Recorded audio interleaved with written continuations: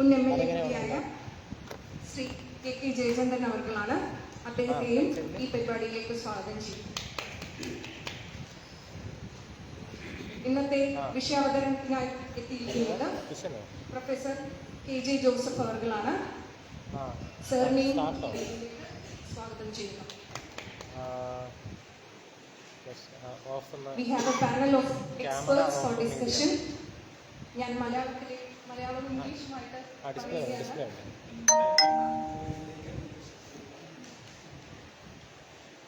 We have Professor PG Shankappa, former VC from US Bangalore, for the discussion. I cordially invite him for this program. Welcome, sir. മറ്റ് പാനലിസ്റ്റുകായി എത്തിയിരിക്കുന്നത് സഖാവ് ES Bijumol അവർ. മാഡത്തിനെയും ഈ വേദിയിലേക്ക് സ്വാഗതം ചെയ്യുന്നു. Shri A Dharmaraj, മുൻ പ്രസിഡന്റ് ഉപാസി, സാറിനെയും ഈ വേദിയിലേക്ക് സ്വാഗതം ചെയ്യുന്നു. Doctor S Mohanakumar, PPRI Kerala, സാറിനെയും ഈ വേദിയിലേക്ക് സ്വാഗതം ചെയ്യുന്നു.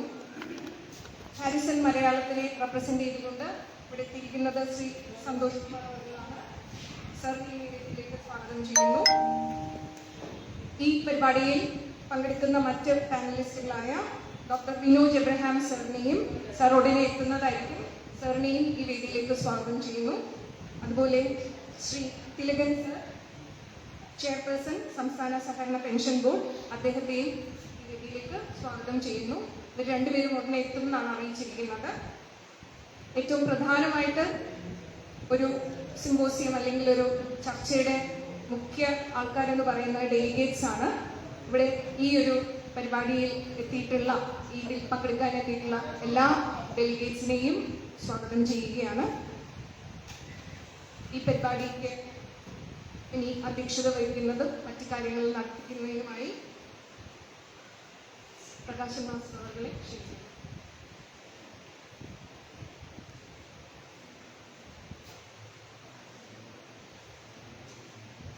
ആദരണീയനായ നമ്മുടെ ഇന്നത്തെ ഉദ്ഘാടകൻ MLA കൂടിയായിട്ടുള്ള Shri KK Jayachandran, വേദിയിലുള്ള MLA കൂടിയായിട്ടുള്ള ES Bijumol, ഇവിടെ സ്വാഗതം ആശംസിച്ചിട്ടുള്ള ഈ സെമിനാറിൻ്റെ കൺവീനർ ഡോക്ടർ രാധിക MS, മറ്റ് വിഷയം അവതരിപ്പിക്കുന്നതിന് വേണ്ടി എടുത്തിട്ടുള്ള പ്രൊഫസർ KJ ജോസഫ്, ചർച്ച നയിക്കുന്ന ഈ മേഖലയിലെ വിദഗ്ധരെ, പ്രിയമുള്ള സുഹൃത്തുക്കൾ, വളരെ സമയബന്ധിതമായാണ് നമ്മുടെ ഈ സെമിനാർ തീരുമാനിക്കപ്പെട്ടിട്ടുള്ളത്.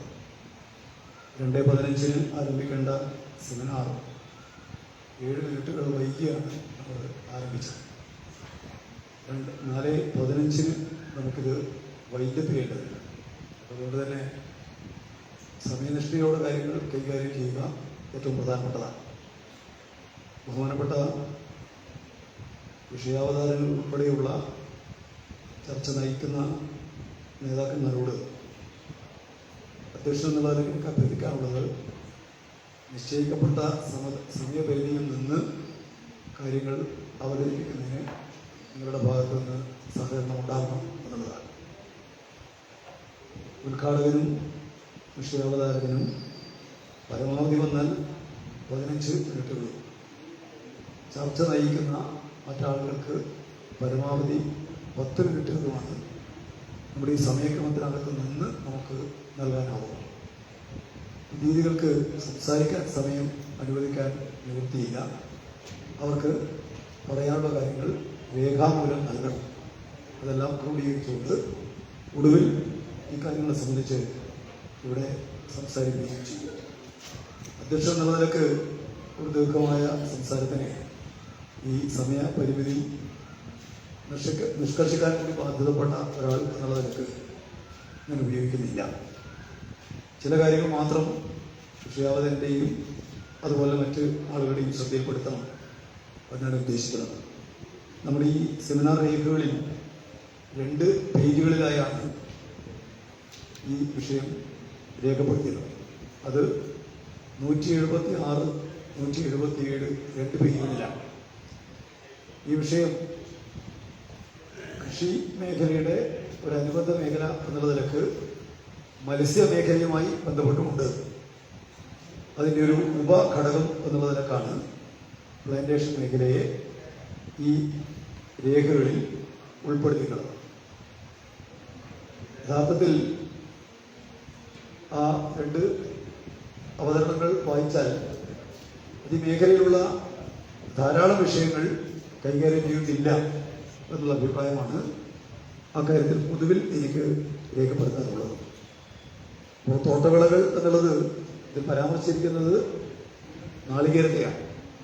യഥാർത്ഥത്തിൽ കേരളത്തിലെ തോട്ടവിളകൾ അത് സുഗന്ധ വ്യഞ്ജനങ്ങളും കാപ്പിയും അതുപോലെ തേയിലയും ഉൾപ്പെടെയുള്ള കേരളത്തിൽ പ്രധാനപ്പെട്ട തോട്ടവിളകളും നേരിടുന്ന പൊതുവായ കുറേ പ്രശ്നങ്ങളെ സംബന്ധിച്ച് ഇവിടെ ടെക്നിക്കലായ കുറേ കാര്യങ്ങളെ സംബന്ധിച്ച് പറയുന്നുണ്ട്.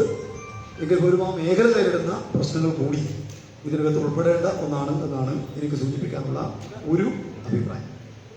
രണ്ടാമത്തെ കാര്യം, പ്ലാന്റേഷൻ മേഖലയിലെ പ്രശ്നങ്ങൾ പ്ലാന്റേഷൻ മേഖലക്ക് മാത്രം ബാധകമായ ഒന്നല്ല.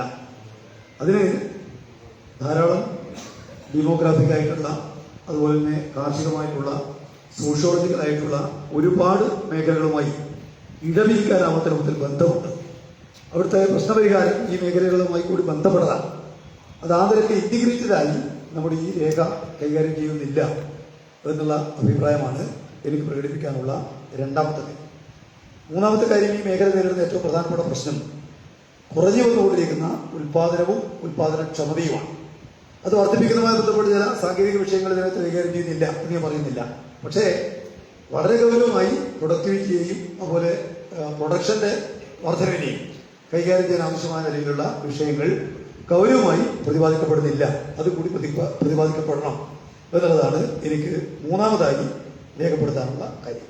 നാലാമത്തെ വിഷയം, പ്ലാന്റേഷന്റെ ഓണർഷിപ്പ്. ഇപ്പൊ മിക്കവാറും പ്ലാന്റേഷന്റെ ഓണർഷിപ്പ് എന്ന് പറയുന്നത് വെസ്റ്റ് ഇന്ത്യൻ ഗവൺമെന്റാണ്. പക്ഷെ അവയെല്ലാം പല കമ്പനികൾക്കായിട്ട് നേരത്തെ കൊടുത്തതാണ്. മിക്കവാറും പ്ലാന്റേഷൻ ലാൻഡിന്റെ കാലാവധി കഴിഞ്ഞിരിക്കും. അതിന്റെ നിശ്ചിതമായ കാലാവധിക്ക് ശേഷം ഗവൺമെന്റ് അത് ഏറ്റെടുക്കാൻ കഴിയുന്നതാണ്. അപ്പൊ അതിലൊക്കെ പ്ലാന്റേഷൻ മേഖലയെ, അതിലെ ലാൻഡിനെ എങ്ങനെയാണ് ഈ മേഖലയുടെ കുറെ കൂടി ശക്തമായ വികസനത്തിന് വേണ്ടി വിനിയോഗിക്കാനാവുക, ഇത് ഗൗരവമായി നമ്മുടെ പ്ലാന്റേഷൻ മേഖലയിൽ നമ്മൾ ചർച്ച ചെയ്യേണ്ടുന്ന ഒരു വിഷയമാണ്. അതിന് നമുക്ക് അഡ്രസ് ചെയ്യാൻ വേണ്ടി കഴിയണം എന്നുള്ളതാണ് ഈ മേഖലയിലെ നാലാമത്തെ വിഷയം എന്നുള്ളതിലേക്ക് എനിക്ക് സൂചിപ്പിക്കാനുള്ളത്. മറ്റൊന്ന്, ഇടക്കാലത്ത് പ്ലാന്റേഷൻ ലാൻഡ് ഉപയോഗിക്കുന്നതുമായി ബന്ധപ്പെട്ടുകൊണ്ട് നേരത്തെയുള്ള ഗവൺമെന്റുകളുടെ ഭാഗത്തുനിന്ന് ചില നിയമപരമായ നീക്കങ്ങൾ ഉണ്ടായിട്ടുണ്ട്. പ്രധാനപ്പെട്ട കാര്യം, പ്ലാന്റേഷൻ ലാൻഡിന്റെ ഒരു നിശ്ചിതമായ പേഴ്സന്റ് അത് ഇതര കാർഷികമല്ലാത്ത കാര്യങ്ങൾക്ക് വേണ്ടി ഉപയോഗിക്കാം. ഉദാഹരണത്തിന് ടൂറിസം പർപ്പസ് ഒക്കെ ആയിട്ട് ഉപയോഗിക്കാം. അതെല്ലാമുള്ള കാര്യങ്ങൾ നേരത്തെ നിയമപരമായി തന്നെ വന്നിട്ടുള്ളതാണ്. ഈ ഗവൺമെന്റിന്റെ കാലത്ത് അത് അത്രമാത്രം ശക്തമായ നിലക്ക് നിഷ്കർഷിക്കപ്പെട്ടു എന്ന് പറയാൻ കഴിയില്ല. എന്നാലും ആ നിയമനിർമ്മാണം നിലവിലുണ്ട്. അപ്പൊ അത് എങ്ങനെയാണ് പ്ലാന്റേഷൻ മേഖലയെ ബാധിക്കാൻ പോകുന്നതെന്നും അത് എങ്ങനെയാണ് ഭാവിയിൽ കൈകാര്യം ചെയ്യപ്പെടുന്നത്. കേരളത്തിന്റെ ഭാവി വികസനവുമായി ബന്ധപ്പെട്ട പ്രധാനപ്പെട്ട ഒരു ചർച്ചാ സമ്മേളനമാണല്ലോ. അപ്പൊ അതിലേക്ക് അതെങ്ങനെയാണ് ഈ പ്ലാന്റേഷൻ ലാൻഡിനെ ഇതര കാര്യങ്ങൾക്ക് വേണ്ടി വിനിയോഗിക്കാനുള്ള നേരത്തെ ഉണ്ടായിരുന്ന ഗവൺമെന്റുകളുടെ നയപരമായ നിലപാടുകൾ അത് എങ്ങനെയാണ് ഭാവിയിൽ കൈകാര്യം ചെയ്യപ്പെടേണ്ടത് എന്ന വിഷയം കൂടി നമുക്ക് കൈകാര്യം ചെയ്യാൻ വേണ്ടി കഴിയണം എന്നുള്ളതാണ് അഞ്ചാമത്തെ കാര്യം എനിക്ക് സൂചിപ്പിക്കാറുള്ളത്. ആറാമത്തെ കാര്യം, ഈ മേഖല ഏതാണ്ട് 4 ലക്ഷത്തോളം തൊഴിലാളികളെ നേരത്തെ ഉൾക്കൊണ്ടൊരു മേഖലയാണ്. ആ മേഖല വലിയ നിലയ്ക്ക് പുറകോട്ട് വന്നതിനെ തുടർന്ന് അതിന്റെ തൊഴിലാളികളുടെ എണ്ണം കുറഞ്ഞ് നാമാവശമെന്ന് പറയാൻ വേണ്ടി കഴിയാവുന്ന രൂപത്തിൽ ഏതാണ്ട് 50,000-ലേക്ക് പരിമിതപ്പെട്ട് വന്നിരിക്കുകയാണ്. പ്ലാന്റേഷൻ മേഖലയെ സംബന്ധിച്ച് എപ്പോഴും ചർച്ച ചെയ്യുമ്പോഴും ആ മേഖല തൊഴിൽ പ്രശ്നം ഒരു ഗൗരവമായ പ്രശ്നമാണ്. അതിപ്പോ ഇവിടെ ഉന്നയിക്കുന്ന കൂട്ടത്തില് ഈ പറയുന്ന പോലെ rising wage cost, labour shortage, പിന്നെ ഡിക്ലൈനിങ് യൂത്ത് പാർട്ടിസിപ്പേഷൻ എന്നീ കാര്യങ്ങളെ സംബന്ധിച്ചെല്ലാം പറയുന്നുണ്ട്. അതുപോലെ തന്നെ ഫ്രാഗ്മെന്റഡ് ആയിട്ടുള്ള ലാൻഡ് ഓണർഷിപ്പിന്റെ വിഷയം, അവയൊക്കെ വെറും പിന്നെ സൂചകം എന്നുള്ളതിലേക്ക് ഈ രേഖയിൽ പറയുന്നുണ്ട്.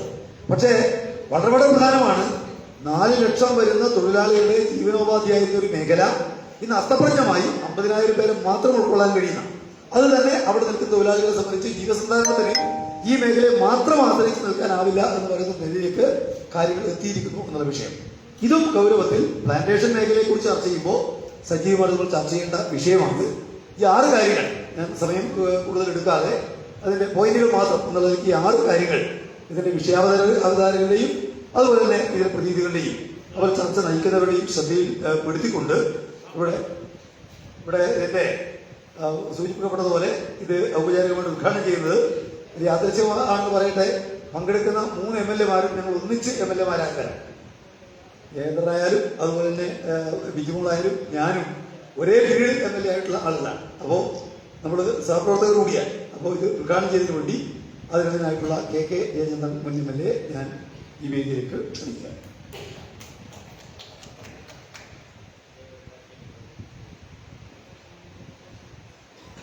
പ്രിയമുള്ള അധ്യക്ഷൻ, ബിജുമോൾ അടക്കമുള്ള ഈ സെമിനാറിൽ പങ്കെടുത്തുകൊണ്ടിരിക്കുന്ന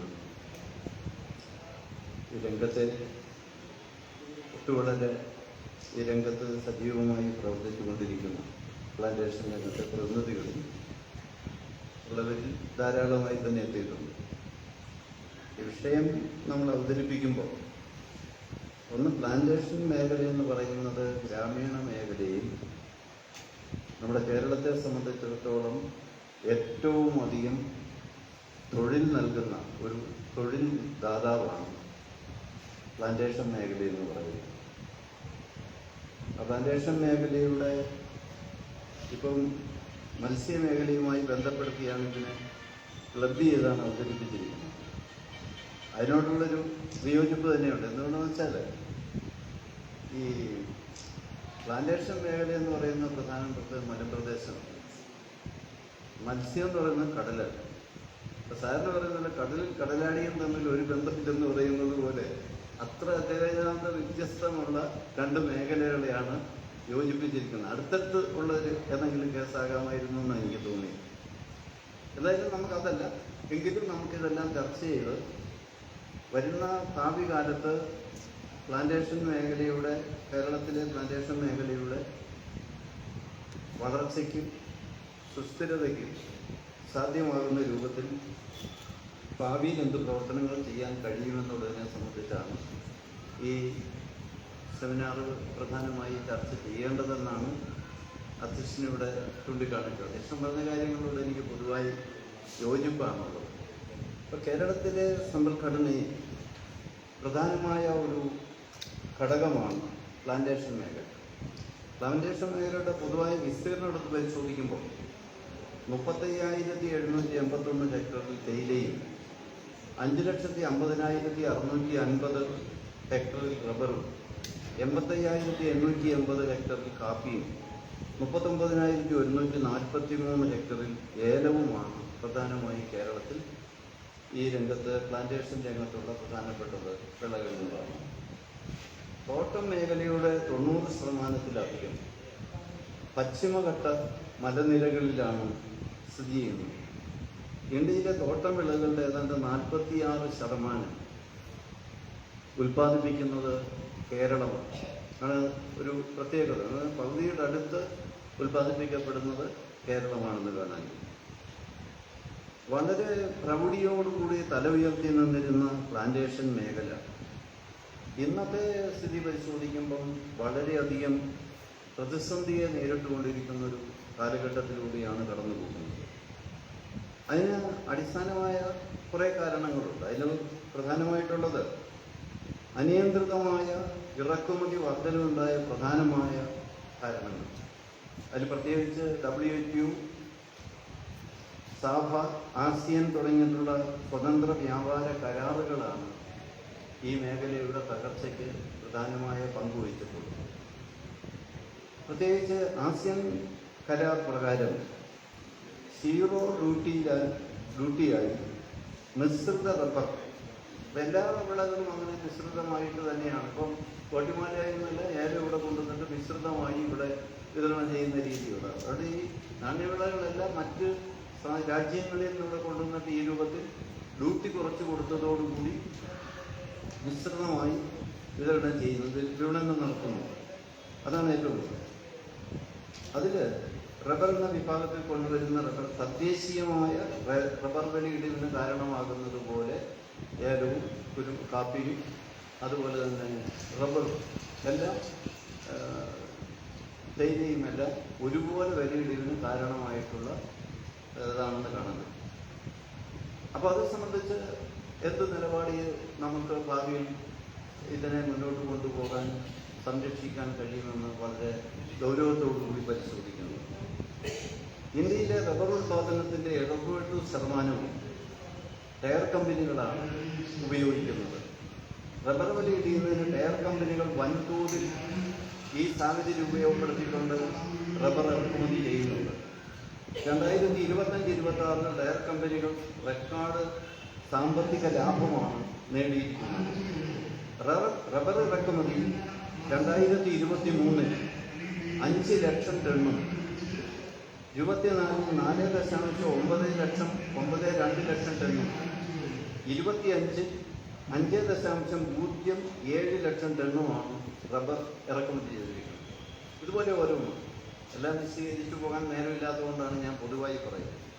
അപ്പം കാലാവസ്ഥാ വ്യതിയാനത്തിൻ്റെ ഭാഗമായി ഉണ്ടാകുന്ന അമിതമായ ചൂടും കൊടും തണുപ്പും പ്രദേശം തിരിച്ചു പെയ്യുന്ന പേമാരിയും നാണ്യവിളകളുടെ വലിയ തോതിലുള്ള നാശനഷ്ടത്തിന് കാരണമാകുന്നുണ്ട്.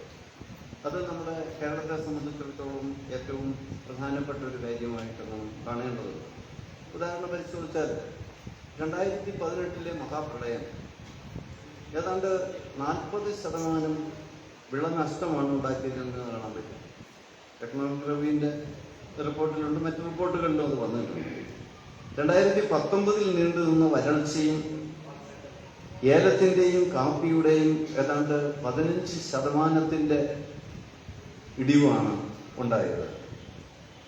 അതുപോലെ 2020 ലോകമാകെ ഭീതി പരത്തിയ കോവിഡ് മഹാമാരിയുടെ കാലത്ത് ആവശ്യത്തിന് സമയത്തിന് ജോലി ചെയ്യാൻ കഴിയാതെ വരിക, തൊഴിലാളികൾക്ക് പുറത്ത് ഇറങ്ങാൻ കഴിയാതെ വരിക, അതിൻ്റെ ഡിസ്ട്രിബ്യൂഷൻ നടക്കാതെ വരിക, ഇതിനെയൊക്കെ തുടർന്ന് വലിയ നിലയിലുള്ള ഒരു പിന്നോട്ടടിയാണ് നമ്മുടെ പ്ലാന്റേഷൻ മേഖലയിലുണ്ടായത്. 2020 പൊട്ടിപ്പുറപ്പെട്ട ഉരുൾപൊട്ടലും നിരവധി തൊഴിലാളികളുടെയും കുടുംബാംഗങ്ങളുടെയും ജീവഹാനിക്കിടയായി. ഇതും വലിയ വിളനഷ്ടത്തിലേക്കാണ് ഇതിൻ്റെ എല്ലാം ഭാഗമായി എത്തിച്ചത്. അപ്പം അവിടെ പണിയെടുക്കുന്ന തൊഴിലാളികളുടെ ജീവന് രക്ഷയില്ല, അവരുടെ കുടുംബാംഗങ്ങൾക്ക് രക്ഷയില്ല, അതോടൊപ്പം തന്നെ വിളനാശവും ഒരുപോലെ സംഭവിക്കുന്നത്.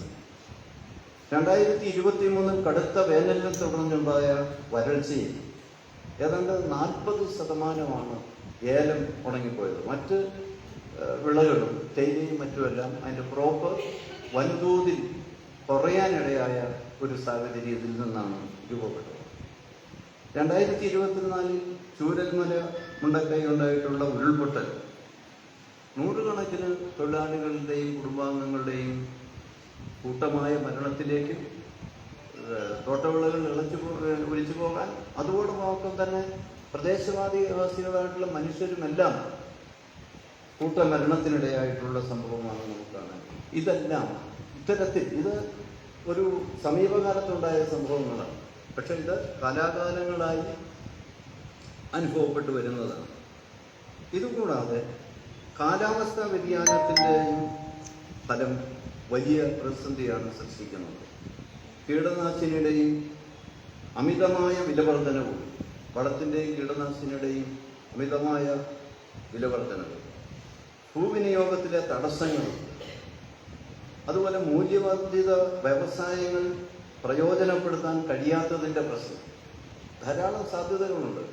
പക്ഷെ ആ സാധ്യതകളൊന്നും നമുക്ക് ഉപയോഗപ്പെടുത്താൻ അതിന് പറ്റുന്ന രൂപത്തിൽ ചെറുകിട വ്യവസായങ്ങൾ ഈ രൂപത്തിൽ ഈ മേഖലയിൽ ശക്തിപ്പെടുകയോ അത് ഉപയോഗപ്പെടുത്താൻ കഴിയുന്ന വ്യക്തമായ ഒരു കാഴ്ചപ്പാടോടുകൂടി മുന്നോട്ട് പോകാൻ കഴിയുകയോ ചെയ്യുന്നില്ല എന്നുള്ളതാണ്. മുമ്പ് ഞാൻ പറഞ്ഞതുപോലെ അനിയന്ത്രിതമായ ഇറക്കുമതി, അതോടൊപ്പം തന്നെ ഏറ്റവും വലിയൊരു പ്രശ്നമായി തീർന്നിരിക്കുന്നത് ഈ തോട്ടങ്ങളെല്ലാം മിക്കവാറും വനത്തിനോട് ചേർന്നാണ് കിടക്കുക. അതിനെ തുടർന്ന് മനുഷ്യ വന്യജീവി സംഘർഷങ്ങളാണ്. അതിൻ്റെ ഫലമായി നിരവധി തൊഴിലാളികളും കർഷകരുമാണ് മരണമടയാനിടയായിരിക്കുന്നത്. അതിനേക്കാളുപരി ആളുകൾക്ക് ഗുരുതരമായി പരിക്ക് പറ്റിയിരിക്കുന്നു. ഇത് ഈ തോട്ടങ്ങളിൽ ജോലിയെടുക്കാൻ പോകാൻ തൊഴിലാളികൾക്ക് അതുപോലെ അവിടെ ആളുകൾക്ക് വലിയ നിലയിലുള്ള ഭയപ്പാടുണ്ടാക്കുന്ന ഒരു പ്രശ്നമായി ഉയർന്നു വന്നിട്ടുണ്ട്. അതിൻ്റെ ഫലമായിട്ട് പ്ലാന്റേഷൻ മേഖല സങ്കീർണമായ ഒരു സാഹചര്യത്തിലൂടെയാണ് ഇപ്പം സഞ്ചരിച്ചു കൊണ്ടിരിക്കുന്നത്. ആസിയൻ കരാറിനെ തുടർന്ന് തോട്ടവിളകളുടെ ഇറക്കുമതി വൻതോതിൽ ഈ രൂപത്തിൽ വർദ്ധിച്ചതോടുകൂടി പ്ലാന്റേഷൻ ഉൽപ്പന്നങ്ങളുടെ മേഖലകളിൽ മാർക്കറ്റ് ഇടിയാനുള്ള സ്ഥിതിവിശേഷം ഉണ്ടായിട്ടുണ്ട്. നമ്മുടെ കയറ്റുമതി വൻതോതിൽ മന്ദീഭവിക്കാൻ ഇടയാവുകയും ചെയ്തിട്ടുണ്ട്. അപ്പോൾ ഉൽപാദനക്ഷമതയെടുത്ത് പരിശോധിച്ചാൽ കേരളം വളരെ പിന്നിലാണെന്ന് കാണാം. ഇവിടെ ഒരു ഹെക്ടറിന് റബ്ബറാണെങ്കിൽ 1864 കിലോയാണ് ഉൽപ്പാദിപ്പിക്കപ്പെടുന്നത്. അതുപോലെ ഇത് ഈ പറയുന്ന കണക്ക്, അതിനകത്തിപ്പം തേയില 1534, കാപ്പി 788, ഏലം 526 ഹെക്ടറിന് ഉൽപ്പാദിപ്പിക്കപ്പെടും. ഇതിപ്പം 2025 എക്കണോമിക് റിവ്യൂവിൽ പറയുന്ന അതൊരു നല്ല സീസണിൻ്റെ ടൈമാണ്. പക്ഷേ കാലാവസ്ഥ വ്യതിയാനത്തിനനുസരിച്ച് ഇതങ്ങ് താഴത്തേക്കും പോകും. 388 വരുന്നുണ്ട് തേയിലയുടെ, 20 വളരെയധികം താഴത്തോട്ടും പോകും. അപ്പം ഒരു സ്റ്റഡിയായി നിൽക്കുന്ന മാർക്കറ്റാണ്, വിളവാണ്, ഉൽപാദനക്ഷമതയാണ് എന്ന് പറയാൻ പറ്റത്തില്ല. വലിയ കാലാവസ്ഥക്കനുസരിച്ച് വലിയ ഏറ്റക്കുറച്ചിലാണ് ഉണ്ടായിക്കൊണ്ടിരിക്കുന്നതെന്നും കാണാൻ കഴിയും. ഈ സന്ദർഭത്തിൽ തോട്ടവിളകളുടെ ആധുനികവൽക്കരണം ഉൽപാദനക്ഷമത വർദ്ധിപ്പിക്കുകയും ചെയ്യേണ്ടത് അനിവാര്യമാണ്. അതോടൊപ്പം ഇത്തരത്തിൽ മാറി മാറി വരുന്ന കാലാവസ്ഥയെ അതിജീവിക്കാൻ കഴിയുന്ന തരത്തിലുള്ള പുതിയ തൈകൾ വിത്തിനങ്ങൾ ഉൽപ്പാദിപ്പിക്കപ്പെടേണ്ടതുണ്ട്. ആ നിലയിലുള്ള ഗവേഷണങ്ങളും മറ്റും തുടരേണ്ടതുണ്ട്, വരേണ്ടതുണ്ട്. ആ രംഗത്തേക്ക് നമ്മൾ തീരെ ശ്രദ്ധിക്കപ്പെട്ടിട്ടില്ല എന്നുള്ളതാണ്. നമ്മുടെ നാണ്യവിളകളെടുത്ത് പരിശോധിച്ചാൽ ലോകത്തിലെ തന്നെ ഗുണമേന്മയുടെ കാര്യത്തിൽ ഏറ്റവും ഉയർന്ന നിലവാരം പുലർത്തുന്നതാണ്. പക്ഷെ നമുക്കിതൊന്നും ലോക മാർക്കറ്റിലോ ഇന്ത്യൻ മാർക്കറ്റിലോ ബ്രാൻഡ് ചെയ്യാൻ കഴിഞ്ഞിട്ടില്ല. ബ്രാൻഡ് ചെയ്യുന്നതിലൂടെ, അതിനുള്ള സംവിധാനം ഒരുങ്ങുന്നതിലൂടെ നമ്മുടെ വിപണന രംഗത്ത് നമുക്കൊരു നല്ല അഡ്രസ് ഉണ്ടാക്കാനും നമ്മുടെ വിപണന രംഗത്ത് വലിയ വളർച്ചയ്ക്കും സഹായകരമാകുന്നതാണ്. മറ്റൊന്ന് പരിശോധിക്കപ്പെടേണ്ട ഒരു പ്രധാനപ്പെട്ട കാര്യമാണ് ടൂറിസത്തിന് പ്രത്യേകിച്ച് ഈ റിമോട്ട് ടൂറിസത്തിനും അല്ല ഇത്തിരി ഹെവിയാണെങ്കിൽ പോലും അനന്തമായ സാധ്യതയാണ് തോട്ടങ്ങളിലുള്ളത്. അത് നമുക്ക് ഉപയോഗപ്പെടുത്താൻ കഴിയണം. പ്രത്യേകിച്ച് തോട്ടങ്ങളുടെ അല്ലെങ്കിൽ പ്ലാന്റേഷൻ്റെ ഘടനയിലൊന്നും മാറ്റം വരുത്താതെ കർശനമായ നിയന്ത്രണങ്ങൾക്ക് വിധേയമായി അതിനകത്തുള്ള വെള്ളച്ചാട്ടങ്ങളും അരുവികളും മലനിരകളും താഴ്വാരങ്ങളും എന്തിന് നമ്മുടെ പ്ലാന്റേഷൻ തന്നെ സഞ്ചാരികളെ വലിയ തോതിൽ ആകർഷിക്കപ്പെടുന്ന ഒരു മേഖലയാണ്. അപ്പോൾ ഇതെല്ലാം നമുക്ക്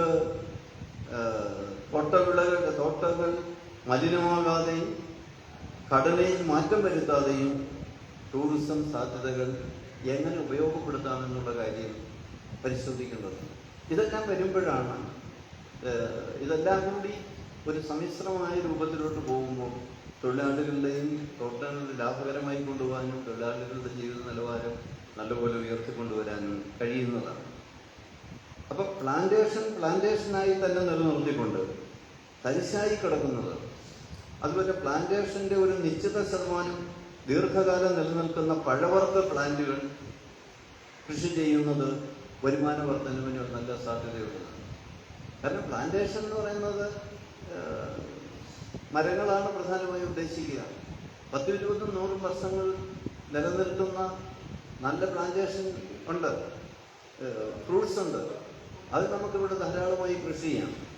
പ്രത്യേകിച്ച് മിഡിൽ ഈസ്റ്റിലെ എല്ലാ വിളകളും, നമ്മളിവിടെ വരുന്ന പേരയ്ക്ക അടക്കം മിഡിൽ ഈസ്റ്റിൽ നിന്ന് വരുന്ന എല്ലാ വിളകളും ഇവിടെ സമൃദ്ധമായി ഉണ്ടാകുന്നു. റംബൂട്ടാനാണെങ്കിലും എന്താണെങ്കിലും ഇവിടെയും നല്ലതുപോലെ അതിന് അനുയോജ്യമാണ് നമ്മുടെ കാലാവസ്ഥ. അപ്പോൾ സ്വാഭാവികമായും അവിടെ വിളവെടുപ്പ് അവസാനിക്കുന്ന ഘട്ടത്തിലാണ് നമ്മുടെ സീസൺ ആരംഭിക്കുന്നത്. അവിടെ നമ്മുടെ വിളവെടുപ്പ് തുടങ്ങുമ്പോൾ അവിടെ സീസൺ അവസാനിക്കും. ഇത് ഫ്രൂട്ട്സ് കയറ്റുമതിക്ക് വലിയ സാധ്യതയാണ് തുറന്നു തരുന്നത്.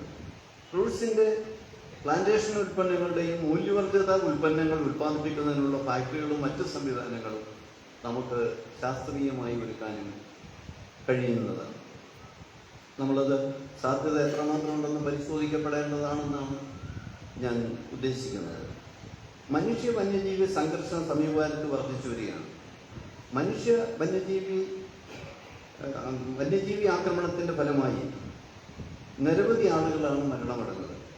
അവരിൽ അധികവും തൊഴിലാളികളും കൃഷിക്കാരുമാണ്. കൂടാതെ അസംഖ്യം ആളുകൾക്ക് പരിക്ക് പറ്റിയിട്ടുണ്ട്. ഈ സ്ഥിതി എങ്ങനെ അവരുടെ ജീവൻ നിലനിർത്തിക്കൊണ്ട് പ്ലാന്റേഷനെ മുന്നോട്ട് കൊണ്ടുപോകാൻ പറ്റുമെന്ന് നമ്മൾ പരിശോധിക്കപ്പെടേണ്ടതാണ്, സംരക്ഷിക്കപ്പെടേണ്ടതാണ്. വളരെ ഗൗരവമായി പരിശോധിക്കേണ്ട ഒരു വിഷയമാണ്. തോട്ടങ്ങളുടെ ആധുനികവൽക്കരണവും അത്യുൽപാദന ശേഷിയുള്ള തൈകൾ പ്ലാന്റ് ചെയ്യുന്നതും വളരെ പ്രധാനമാണ്. ആ നിലയിൽ നമ്മുടെ നഴ്സറികൾ ആ നിലയിൽ വികസിപ്പിച്ചെടുക്കേണ്ടതുണ്ട്. ആ നിലയിലുള്ള പരീക്ഷണങ്ങളിലേക്കെല്ലാം നമ്മൾ കടക്കേണ്ടതുണ്ട്. സംസ്ഥാനത്തെ ഏറ്റവും വലിയ ഗ്രാമീണ തൊഴിലുടമയാണ് പ്ലാന്റേഷൻ. തൊഴിലാളികളിൽ ഏതാണ്ടൊരു 65% സ്ത്രീ തൊഴിലാളികളാണ്. തൊഴിലാളികളുടെ ജീവിത നിലവാരം വളരെ ശോചനീയാവസ്ഥയിലാണ്.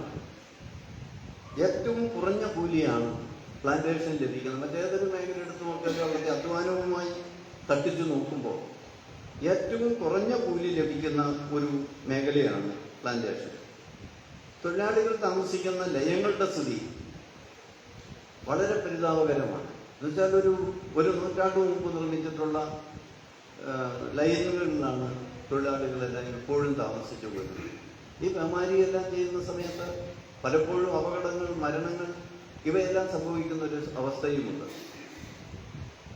അത്തരമൊരു കുറേ പ്രശ്നങ്ങൾ, വലിയ നിലയിലുള്ള പ്രശ്നങ്ങൾ തോട്ടത്തിലെ തൊഴിലാളികൾ അഭിമുഖീകരിക്കുന്നുണ്ട്.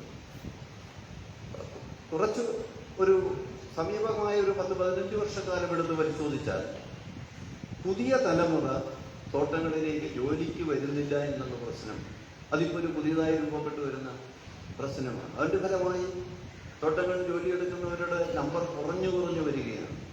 എനിക്ക് തോന്നുന്നത് ഒരു 25 വർഷം മുമ്പുണ്ടായിരുന്ന തോട്ടങ്ങളിൽ ജോലിയെടുത്തിരുന്നവരും ഇപ്പോൾ ജോലിയെടുക്കുന്നവരുടെ അളവ് പരിശോധിച്ചാൽ ഉറപ്പായിട്ടും ഒരു 3-2 ഭാഗമെങ്കിലും പിരിഞ്ഞു പോയി. സ്ഥിരം തൊഴിലാളികളുടെ നമ്പർ നോക്കിയാൽ അത് കാണാൻ കഴിയും. അങ്ങനെയൊരു സ്ഥിതിയും ഉയർന്നു വന്നിട്ടുണ്ട്. ഇപ്പൊ ഏതാണ്ടൊരു ഇങ്ങനെ ഞാൻ ആദ്യം വിശദീകരിച്ചു വന്ന കാര്യങ്ങളും ഇപ്പോൾ അവസാനം പറഞ്ഞ കാര്യങ്ങളും അടക്കം ഇതിൻ്റെ എല്ലാം ഫലമായി ഏതാണ്ടൊരു 10,000-കണക്കിന് തൊഴിലാളികൾ പണിയെടുക്കുന്ന എസ്റ്റേറ്റുകളാണ് അടഞ്ഞു കിടക്കുകയാണ്. അതൊരു 10, 15, 20, 25 വർഷമായി അടഞ്ഞു കിടക്കുന്ന തോട്ടങ്ങൾ വരെയാണ് ഇപ്പോൾ ഉള്ളത്. എനിക്ക് തോന്നുന്നത് അതിൽ ഏറ്റവും വലിയ പ്രതിസന്ധി നേരിടുന്നത് ഇടുക്കി ജില്ലയിലെ പീരുമേട് താലൂക്ക്, തിരുവനന്തപുരത്തെ മർക്കസിനടക്കമുള്ള എസ്റ്റേറ്റുകളുണ്ട്. അതുപോലെ പാലക്കാട് ജില്ലയിൽ ഈ പ്രശ്നങ്ങൾ ഉയർന്നു വന്നു. അങ്ങനെ പ്ലാന്റേഷൻ മേഖല, വയനാട്ടിൽ ഈ പ്രശ്നങ്ങൾ രൂപപ്പെട്ടു വന്നിട്ടുണ്ട്. അങ്ങനെയുള്ള പ്രശ്നങ്ങൾ നമ്മളെ അഭിമുഖീകരിക്കുകയാണ്. LDF ഗവൺമെന്റ് പ്ലാന്റേഷൻ ഡയറക്ടറേറ്റ് രൂപീകരിച്ച് ഈ രംഗത്ത് ശ്രദ്ധേയമായ ചില ഇടപെടലുകൾ ഈ മേഖല, ഇപ്പോൾ ഉദാഹരണത്തിന് പ്ലാന്റേഷൻ മേഖലയുടെ നവീകരണത്തിനും വൈദ്യുതീകരണം നടത്തുന്നതിനുള്ള ശ്രമത്തിന്റെ ഭാഗമായി വ്യവസായ വകുപ്പ്, അതുപോലെ തന്നെ plantation directorate, Indian institute of management Kozhikode ഇതെല്ലാം ചേർന്ന് പ്ലാന്റേഷൻ രംഗത്തെ പ്രതിസന്ധി പരിഹരിക്കുന്നതിന്റെ പഠനം പൂർത്തിയാക്കി കഴിഞ്ഞിട്ടുണ്ട്. അതോടൊപ്പം തന്നെ പുതിയ പ്ലാന്റേഷൻ നയം രൂപീകരിക്കാൻ സർക്കാർ നടപടികൾ ആരംഭിച്ചിട്ടുണ്ട്. പ്ലാന്റേഷൻ മേഖലയിൽ തൊഴിലാളികൾക്കായി നൈപുണ്യ വികസന പരിപാടികളും ആരംഭിച്ചിട്ടുണ്ട്. ഇത്തരത്തിൽ നിരവധി ഇടപെടലുകൾ നടത്തിയത് സ്വാഗതാർഹമാണെങ്കിലും അതിൻ്റെ ഗുണം ഈ മേഖലയിൽ ഇതുവരെ ലഭിച്ചു തുടങ്ങി എന്ന് പറഞ്ഞാൽ അവർക്കൊരു അതുകൊണ്ട് ആരംഭിച്ചു എന്നുള്ളതല്ലാതെ അതുകൊണ്ട് കാര്യമായ ഒരു പ്രയോജനവും അവർക്ക് നേരിട്ട് അനുഭവപ്പെടുന്ന രൂപത്തിലോട്ട് വന്നിട്ടില്ല. അതുകൊണ്ട് ഇന്നത്തെ പ്രവർത്തന പദ്ധതി, ആവിഷ്കരിച്ചിരിക്കുന്ന പ്രവർത്തന പദ്ധതികൾ, പുതിയ കാലത്ത് നാം ചർച്ചയിലൂടെ കണ്ടെത്തുന്ന പദ്ധതികൾ അതിവേഗത്തിലും ഹ്രസ്വകാലത്തിലും നടപ്പാക്കാൻ കഴിയുന്നത് എങ്ങനെയെന്ന് ഇനം തിരിച്ച് ദീർഘകാലാടിസ്ഥാനത്തിലും ഹ്രസ്വകാലാടിസ്ഥാനത്തിലും ഈ പദ്ധതികൾ പ്രായോഗികമാക്കാനുള്ള നടപടികളിലേക്ക് പോകണം ഗവൺമെൻറ്. അതിന് ഈ ചർച്ചയും അതോടൊപ്പം ഇവിടെ ഉരുത്തിരിഞ്ഞു വരുന്ന സമീപനങ്ങൾ, തീരുമാനങ്ങൾ സഹായകരമാകണമെന്നാണ് കരുതുന്നത്, സഹായകരമാകുമെന്ന് കരുതുന്നു. ഞാനിതിൻ്റെ ഒരു റഫായിട്ടുള്ള ചില കാര്യങ്ങളാണ് പറഞ്ഞത്, മറ്റ് വിശദീകരണത്തിലേക്ക് കടക്കുന്നില്ല. കൃത്യമായ സമയം പാലിച്ചുകൊണ്ട് ഇതെല്ലാം അവസാനിപ്പിക്കണമെന്നുള്ളത് കൊണ്ട് ഞാൻ ഈ സെമിനാർ ഔപചാരികമായി ഉദ്ഘാടനം നിർവഹിച്ചതായി അറിയിക്കുന്നു. നിങ്ങൾക്ക് എൻ്റെ നന്ദി. നന്ദി ശ്രീ കെ ജയേന്ദ്രൻ. വിഷയം അവതരിപ്പിക്കുന്നതിന് വേണ്ടി പ്രൊഫസർ കെ ജെ ജോസഫിനെ വിനയപൂർവ്വം ക്ഷണിക്കുക.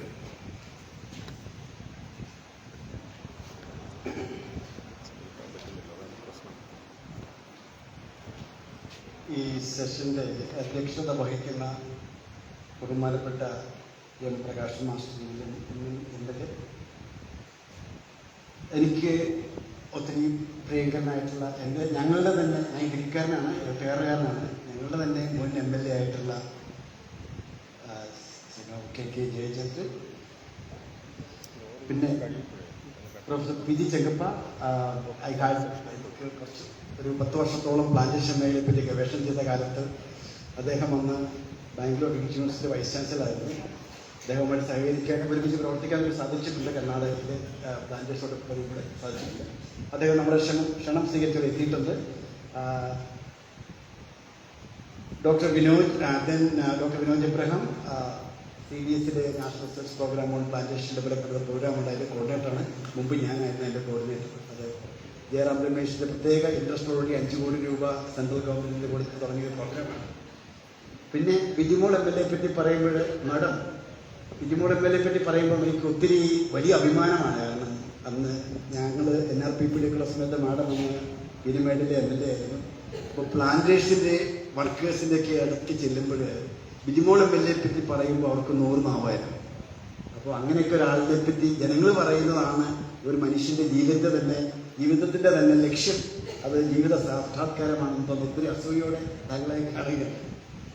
Then Dharmaraj, മുൻ president UPASI, R. Thilakan, chairperson സംസ്ഥാന സഹകരണ pension board, doctor S. Mohanakumar, director of PPRI, mister Santhosh Kumar, Harrison മലയാളത്തിൻ്റെ MD ആണ്. ഞങ്ങൾ ഒരുമിച്ച് കുറച്ചാൾ വർക്ക് ചെയ്തിട്ടുണ്ട്. I had opportunity to interact with all of them. ഈ 2 പേര് സംസാരിച്ച് കഴിഞ്ഞപ്പോൾ ഒരു വലിയ പ്രശ്നം ഉണ്ടായിട്ടുണ്ട്. നിങ്ങൾക്കാർക്ക് വലിയ പ്രശ്നം ഉണ്ടായില്ല. പ്രശ്നം ഉണ്ടായത് എനിക്കാണ്. എനിക്ക് പെട്ടെന്ന് ഓർമ്മ വന്ന ഒരു കഥയാണ്. 2002 തോന്നുന്നു, ജപ്പാനിലെ ഏഷ്യൻ കോഓപ്പറേഷൻ ഡയലോഗ് 28 രാജ്യങ്ങളെ കൂട്ടി നിർത്തി. ഞാൻ അന്ന് മിനിസ്റ്റർ ഓഫ് എക്സ്റ്റേണൽ അഫയേഴ്സിൽ ജോലി ചെയ്ത സമയമാണ്. ഒരു ഏഷ്യൻ കോൺസ്റ്റലേഷൻ ഫോം ചെയ്യാൻ ശ്രമമാണ്. നമ്മുടെ പ്രൈം മിനിസ്റ്ററുടെ ഓഫീസിൽ നിന്ന് അന്നത്തെ മന്ത്രിയുടെ പേര് പറയുന്നില്ല, മിനിസ്റ്റർ ഓഫ് സ്റ്റേറ്റ് വന്നിട്ടുണ്ട്. പിന്നെ കുറേ MLA-മാരൊക്കെ എത്തിയിട്ടുണ്ട്.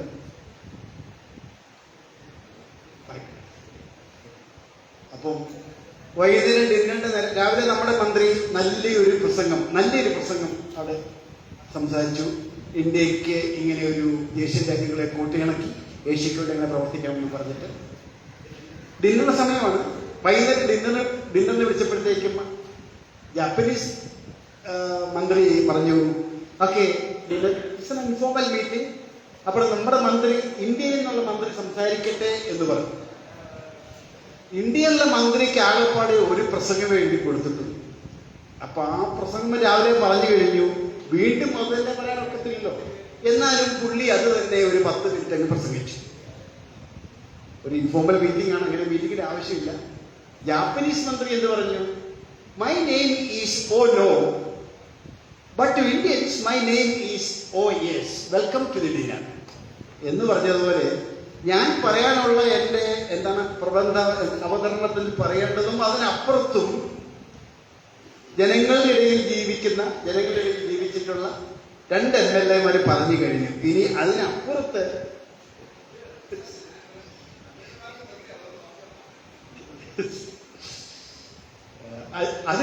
എനിക്കൊന്നും പറയാനില്ല. പക്ഷേ ഏതാനും ചില കാര്യങ്ങൾ മാത്രം പറഞ്ഞ് നിർത്തിക്കോളാം. കാരണം പ്ലാന്റേഷൻ മേഖലയുടെ പ്രശ്നങ്ങൾ നമ്മുടെ അഭിവന്ദ്യനായ അധ്യക്ഷനും KK അമൃതമാഷും പറഞ്ഞതിനപ്പുറത്തൊന്നും പറയാനില്ല. You have completely covered everything. Now only further discussion is needed. ഞാൻ എഴുതിയതിനപ്പുറത്തേക്ക് പറയണമെന്ന് എനിക്ക് തോന്നുന്നു. കാരണം ഇനി പറയുന്നത് റിപ്പീറ്റ് ഡിസ്ട്രിബ്യൂട്ട് ചെയ്തിട്ടുണ്ട്. പ്ലാന്റേഷൻ മേഖലയിൽ ലേബറിന്റെ പ്രശ്നം പറഞ്ഞു കഴിഞ്ഞു, പ്രൊഡക്ഷന്റെ പ്രശ്നം പറഞ്ഞു കഴിഞ്ഞു, പ്രൊഡക്റ്റിന്റെ പ്രശ്നം പറഞ്ഞു കഴിഞ്ഞു, വന്യമൃഗങ്ങളുടെ ശല്യത്തെ പറഞ്ഞു, കാലാവസ്ഥ വ്യതിയാനം പറഞ്ഞു കഴിഞ്ഞു, പിന്നെ പ്ലാന്റേഷൻ കമ്മോഡിറ്റി ബോർഡുകൾ പിൻവള്ളുന്ന കാര്യം പറഞ്ഞു കഴിഞ്ഞു, ആസിയാൻ കരാറിന്റെ പ്രശ്നം പറഞ്ഞു കഴിഞ്ഞു. ഇനി കാര്യമായിട്ടൊന്നും പറയില്ലെന്ന് എനിക്ക് തോന്നുന്നു. പക്ഷെ ഞാൻ തോന്നുന്നു ഇപ്പൊ എന്താ ഇനി ഇത്രയും ഇതിന്റെ മുന്നിൽ നിൽച്ചുകൊണ്ട് സോറി ഐ തിങ്ക് ഒരു എന്താ നമ്മുടെ പ്ലാന്റേഷൻ മേഖലയെ നമുക്ക് ഇന്ന് എങ്ങനെയാണ് കാണേണ്ടത് എന്ന് മനസ്സിലാക്കി. ഇന്ത്യ സ്വാതന്ത്ര്യം പ്രാപിച്ച കാലഘട്ടത്തിൽ, അതായത് കൃത്യമായി പറഞ്ഞാൽ ഡോക്ടർ മൻമോഹൻ സിംഗിന്റെ PhD തീസിസ് അനുസരിച്ച് ഇന്ത്യയിലെ മൊത്തം കയറ്റുമതി വരുമാനത്തിന്റെ 21.8% ലഭിച്ചുകൊണ്ടിരുന്നത് 1951 ചായ, കാപ്പി, സ്പൈസസ്, ഈ 3 ക്രോപ്പ് പ്ലാന്റേഷൻ ക്രോപ്സ്. അപ്പം ഇന്ത്യയുടെ വ്യാവസായിക വൽക്കരണത്തിന്റെ അടിസ്ഥാനം, അതിനുവേണ്ട റോ മെറ്റീരിയൽ മറ്റും ഇമ്പോർട്ട് ചെയ്യുവാനും മറ്റും വേണ്ടിയിട്ടുള്ള ഇമ്പോർട്ട് സബ്സ്റ്റിറ്റ്യൂഷന്റെ ഒക്കെ അടിത്തറ പണിതത് പ്ലാന്റേഷനാണ്. ഇന്ന് ഒരു IT കമ്പനി എക്സ്പോർട്ട് ചെയ്യുന്നതിന് കൊണിച്ചം പോലും നമ്മുടെ മൊത്തം പ്ലാന്റേഷൻ മേഖല എക്സ്പോർട്ട് ചെയ്യുന്നില്ല. പക്ഷേ ഇന്ന് പ്ലാന്റേഷൻ മേഖലയുടെ പ്രത്യേകത എന്താണ്, അതിന്റെ സ്ഥാനം എന്താണ്? നേരത്തെ സംസാരിച്ച ചന്ദ്രൻ സാറൊക്കെ പറഞ്ഞു. എങ്കിലും ഒന്ന്, പ്ലാന്റേഷൻ മേഖല സാറ് പറഞ്ഞു കേരളത്തിലെ ഏറ്റവും വലിയ എംപ്ലോയ്മെന്റ് ദാതാവാണെന്ന് പറഞ്ഞു. ശരി തന്നെയാണ്. This is one of the most labour intensive sector in the economy. അതായത് ഇന്ത്യൻ റെയിൽവേ കഴിഞ്ഞാൽ ഏറ്റവും കൂടുതൽ എംപ്ലോയ്മെന്റ് കൊടുക്കുന്നത് പ്ലാന്റേഷൻ മേഖലയാണെന്നാണ് പറയുന്നത്. അത് വെറും എംപ്ലോയ്മെന്റ് അല്ല, എംപ്ലോയ്മെന്റ് പള്ളി കൊടുക്കുന്നുണ്ട്. അതിലെ ഏതാണ്ട് 52%, 55%-ഓളവും ആരാണ്? സ്ത്രീ തൊഴിലാളികൾ. അവിടെ നിൽക്കുന്നില്ല. ആ മൊത്തം തൊഴിലാളികളിൽ 72% സമൂഹത്തിലെ പിന്നോക്ക സമുദായങ്ങളിൽ, പിന്നോക്ക സാഹചര്യങ്ങളിൽ നിന്നുള്ള ആൾക്കാരാണ്. അവിടെയും തീരുന്നില്ല. ബാലൻസ്ഡ് ആയിട്ടുള്ള പ്രാദേശിക വികസനം ലക്ഷ്യം വെക്കുന്ന ഇന്ത്യ എന്ന് പറഞ്ഞാൽ പല രീതിയിലുള്ള വ്യത്യസ്തതയുടെ കാര്യത്തിലെടുത്താൽ ലോകത്തിലെ ഒരു കോണ്ടിനെന്റിൽ പോലും ഇത്ര കണ്ട് വ്യത്യസ്തത ഉണ്ടെന്ന് തോന്നില്ല. അപ്പൊ വ്യത്യസ്തതയുടെ കാര്യത്തിൽ നമ്മളെല്ലാ ഒരു കോണ്ടിനെന്റിനൊക്കെ മുന്നിലാണ്. അപ്പം ബാലൻസ്ഡ് റീജിയണൽ ഡെവലപ്മെന്റ് വേണമെന്നുണ്ടെങ്കിൽ നമ്മുടെ ഇന്ന് ബാക്ക്വേർഡ് ആയിട്ടുള്ള റീജിയൻസ് മുന്നോട്ട് വരണം. അപ്പം പ്ലാന്റേഷൻ മേഖല ഇന്ത്യയിലെ അല്ലെങ്കിൽ കേരളത്തിലെ തന്നെ ഏറ്റവും പിന്നോക്കമായിട്ടുള്ള പ്രദേശത്താണ് കോൺസെൻട്രേറ്റ് ചെയ്തിരിക്കുന്നത്. അപ്പൊ ആ പ്രദേശത്തിന്റെ വികസനം സാധ്യമാകണമെങ്കിൽ പ്ലാന്റേഷൻ വികസിക്കണം എന്ന് പറഞ്ഞാൽ ഇന്ന് നമ്മൾ ഉയർത്തിപ്പിടിക്കുന്ന so called sustainable development goals agenda 2030 ആണിക്കല്ലാണ് പ്ലാന്റേഷൻ മേഖല. പ്ലാന്റേഷൻ മേഖലയെ മറന്ന് ഇന്ത്യക്ക് ഒരു സസ്റ്റൈനബിൾ ഡെവലപ്മെന്റ് പാത്ത് സാധ്യമല്ല. അവിടെ 100,000 പ്രശ്നങ്ങൾ. അതിലെ യഥാർത്ഥ ഏറ്റവും പറയാത്ത ഒരു പ്രശ്നം എന്ന് പറഞ്ഞാൽ ഇന്ന് വളരെ ചെറുപ്പം, ഞങ്ങളുടെ നെറ്റ്വർക്കിൽ I have another network called Globalics that I can remember, where Mariana Mazzucato, she is a very dynamic scholar. അവരുടെ ഒരു പുസ്തകമുണ്ട്, making and taking of value in the modern economy. അപ്പം കഥയിലേക്ക് നേരിട്ടില്ല, പിന്നെ കഥ വരുന്നില്ല. ഇന്ന് എൻ്റെ അഭിപ്രായത്തിൽ യഥാർത്ഥ വികസനം എന്ന് പറഞ്ഞാൽ മൂല്യം ഉൽപ്പാദിപ്പിക്കുന്നവന് മൂല്യം കൈയടക്കാൻ കഴിയുന്നില്ലെങ്കിൽ അവിടെ വികസനം ഉണ്ടാവുകയില്ല. ആര് മൂല്യം ഉണ്ടാക്കുന്നോ അവന് മൂല്യം എടുക്കാൻ കഴിയണം. If you are making the value and somebody else is taking the value, that is the basic. അടിസ്ഥാനപരമായി വികസനമില്ലായ്മയുടെ അടിത്തറയാണ്. പ്ലാന്റേഷൻ മേഖല എന്താണ് സംഭവിക്കുക? നമ്മൾ ഉൽപ്പാദിപ്പിക്കുന്ന റബ്ബറാകട്ടെ, അല്ലെങ്കിൽ നമ്മൾ കോഫി ആകട്ടെ, ടീ ആകട്ടെ, എന്താകട്ടെ, പ്രൈമറി പ്രൊഡ്യൂസറിന് കിട്ടുന്ന വാല്യൂ എന്താണ്? അൾട്ടിമേറ്റ് കൺസ്യൂമേഴ്സ് കൊടുക്കുന്നതിന്റെ എന്ത് ശതമാനമാണ്? 10% കിട്ടുന്നുണ്ടോ? കൊളംബിയ യൂണിവേഴ്സിറ്റിയിലെ എർത്ത് ഇൻസ്റ്റിറ്റ്യൂട്ടിലെ ജെഫ്രി സൈൻസ് പറഞ്ഞിട്ടുണ്ട്, ഈ രീതിയിലുള്ള ഒരു കാർഷിക വൃത്തി മൂലം ഒരു രാജ്യവും ഒരു കാലത്തും $500 per capita ഇൻകത്തിനപ്പുറത്തേക്ക് കടക്കാൻ കഴിയില്ല. നിങ്ങൾ ഇന്ന് ഇന്ത്യ വികസിതമാകണമെന്ന് 2047 വികസിതമാകണമെന്നോ, കേരളത്തിൽ 2075 വയസ്സാകുമ്പോഴത്തേക്കും കേരളം ഒരു വികസിത രാജ്യത്തിന്റെ ലെവലിലേക്ക് ഉയരണമെന്നോ കരുതുന്നുണ്ടെങ്കിൽ, ആഗ്രഹിക്കുന്നുണ്ടെങ്കിൽ, സ്വപ്നം കാണുന്നുണ്ടെങ്കിൽ നല്ലത്. പക്ഷേ ഒന്ന് മനസ്സിലാക്കുക, മൂല്യം ഉൽപ്പാദിപ്പിക്കുന്നവൻ, the person who is making the value, he should be ensured that he is taking the value. അത് സാധ്യമാകണമെങ്കിൽ എന്ത് സാധിക്കണം? നമ്മൾ ഈ പറഞ്ഞ കാര്യങ്ങളെല്ലാം ചെയ്യണം. അതിന്റെ കൂടാതെ ഈ പ്ലാന്റേഷൻ എന്ന ഒരു മേഖലയെ മൊത്തമായി കാണുവാനുള്ള ഒരു ശ്രമം ഉപാസിയൊക്കെ ഉണ്ട്. ഇവിടെ ബോർഡുകളൊക്കെ ഓരോരുത്തരും ഇൻഡിപെൻഡന്റ് സൈലോസിൽ ഓപ്പറേറ്റ് ചെയ്യുകയാണ്. പ്ലാന്റേഷൻ എന്ന മേഖലയെ മൊത്തമായ ഒരു മേഖലയെ കണ്ടിട്ട് എന്തുകൊണ്ട് ഈ മേഖലയെ സംയുക്തമായ ഒരു ഇന്റഗ്രേറ്റഡ് പ്ലാനിങ്ങിന് വിധേയമാക്കിക്കൂടാ? ഒരു കാലത്ത് ഞാൻ ഡോക്ടർ ഐസിനോട് പറഞ്ഞു, നമുക്ക് കൊടുമല എസ്റ്റേറ്റ് ഏറ്റെടുക്കണം. ഞാൻ പിറലിയോട് സംസാരിച്ചിരുന്നു. പിറലിയുടെ അവര് ആദ്യമായി talk to Bridgestone, they told they had the second plant already established, we can't have another plant. Then I took to Michelin also told me no. Now the next is possibly was Pirelli. Pirelli has got an excellent technology എന്ന് അവർ പറഞ്ഞത്. അപ്പം ഞാൻ പറഞ്ഞത് എന്താ വെച്ചാല്, small is no more beautiful. Small is no more beautiful. നമ്മുടെ ഏതാണ്ട് 2200 കോടി രൂപയോളം പ്രൈസ് ഇൻസെന്റീവ് സ്കീം എന്ന പേരിൽ കേരളത്തിലെ റബ്ബർ കർഷകർക്ക് മാത്രം സർക്കാർ കൊടുത്തിട്ടുണ്ട്. എനിക്കതിനോട് വ്യക്തിപരമായിട്ട് എതിർപ്പാണ്. കാരണം എന്താ, റബ്ബർ കർഷകർക്ക് എന്താ കൊമ്പുണ്ട്? ആ 2000 കോടി രൂപ സർക്കാർ മുതൽ മുടക്കി ഒരു ഇന്റർനാഷണൽ റബ്ബർ പാർക്കാക്കിയിട്ട് നമ്മുടെ റബ്ബർ പ്രൊഡ്യൂസർ സൊസൈറ്റികൾക്കെല്ലാം ഷെയർ ഹോൾഡിംഗ് കൊടുത്ത് അവരെ മൂല്യ makers and takers of value ആക്കാൻ നമുക്ക് കഴിഞ്ഞിരുന്നെങ്കിൽ, അങ്ങനെ റബ്ബറിൽ ഇവിടെ കൊടുക്കുമ്പോൾ കർണാടകത്തിലുള്ള കോഫി കർഷകരുടെ ഷെയർ ഹോൾഡിംഗിന് സാധ്യതയുണ്ട്. ആസാമിലെ ടീക്കാർക്കും അതിൽ പങ്കെടുക്കാൻ കഴിയും. ഇതിന് സമാനമായ സഹകരണമല്ല, സഹകരണ രീതിയിലുള്ള പ്രസ്ഥാനങ്ങൾ എന്തുകൊണ്ട് കോഫിയിൽ തുടങ്ങട്ടെ? കോഫിയിൽ prime investment will be done by coffee growers. അതിനകത്ത് ആ പ്രോഡക്റ്റിലെ അതിനുള്ള മുതൽ മുടക്കില് ഇവിടുത്തെ റബ്ബർക്കാർക്ക് ഉൾക്കൊള്ളിക്കാം, ടീക്കാർക്ക് ഉൾക്കൊള്ളിക്കാം. അതുപോലെ തന്നെ നമ്മുടെ റബ്ബർ വിൽക്കുന്നതിന് കോഫിക്കാർ അവരുടെ ഗ്ലോബൽ നെറ്റ്വർക്ക് ഉപയോഗിക്കട്ടെ. ഇന്ന് നമുക്ക് ഓരോ മനുഷ്യർക്കും ഓരോരുത്തർക്കും നമ്മുടേതായ സോഷ്യൽ നെറ്റ്വർക്കുകളുണ്ട്. അപ്പൊ ഞാൻ പറഞ്ഞു വരുന്നത്, ഇങ്ങനെ ഒരു within the country we can think in terms of new organizational framework wherein plantation മേഖലയെ മൊത്തമായി കണ്ടിട്ട് അവരെ മൂല്യം ഉൽപ്പാദിപ്പിക്കുന്നവരും മൂല്യം എടുക്കുന്നവരുമാക്കി മാറ്റാൻ നമുക്ക് സാധിക്കുമോ? ആദ്യമായിട്ട് അതിനു വേണ്ടിയിട്ട് നമ്മുടെ കാഴ്ചപ്പാടിൽ തന്നെ മാറ്റമുണ്ടാക്കണം. റബ്ബർ മാത്രം, കാടമും മാത്രം, ഞാനും എന്റെ കാടമവും, ഞാനും എന്റെ റബ്ബറും, അതല്ല. ആ കാഴ്ചപ്പാടിൽ മാറ്റം ഉണ്ടാകണം. ഇതൊരു പടിയിൽ കൂടി മുന്നോട്ട് നീങ്ങിക്കഴിഞ്ഞാൽ നമുക്ക് എന്താ സംഭവിക്കുന്നത്?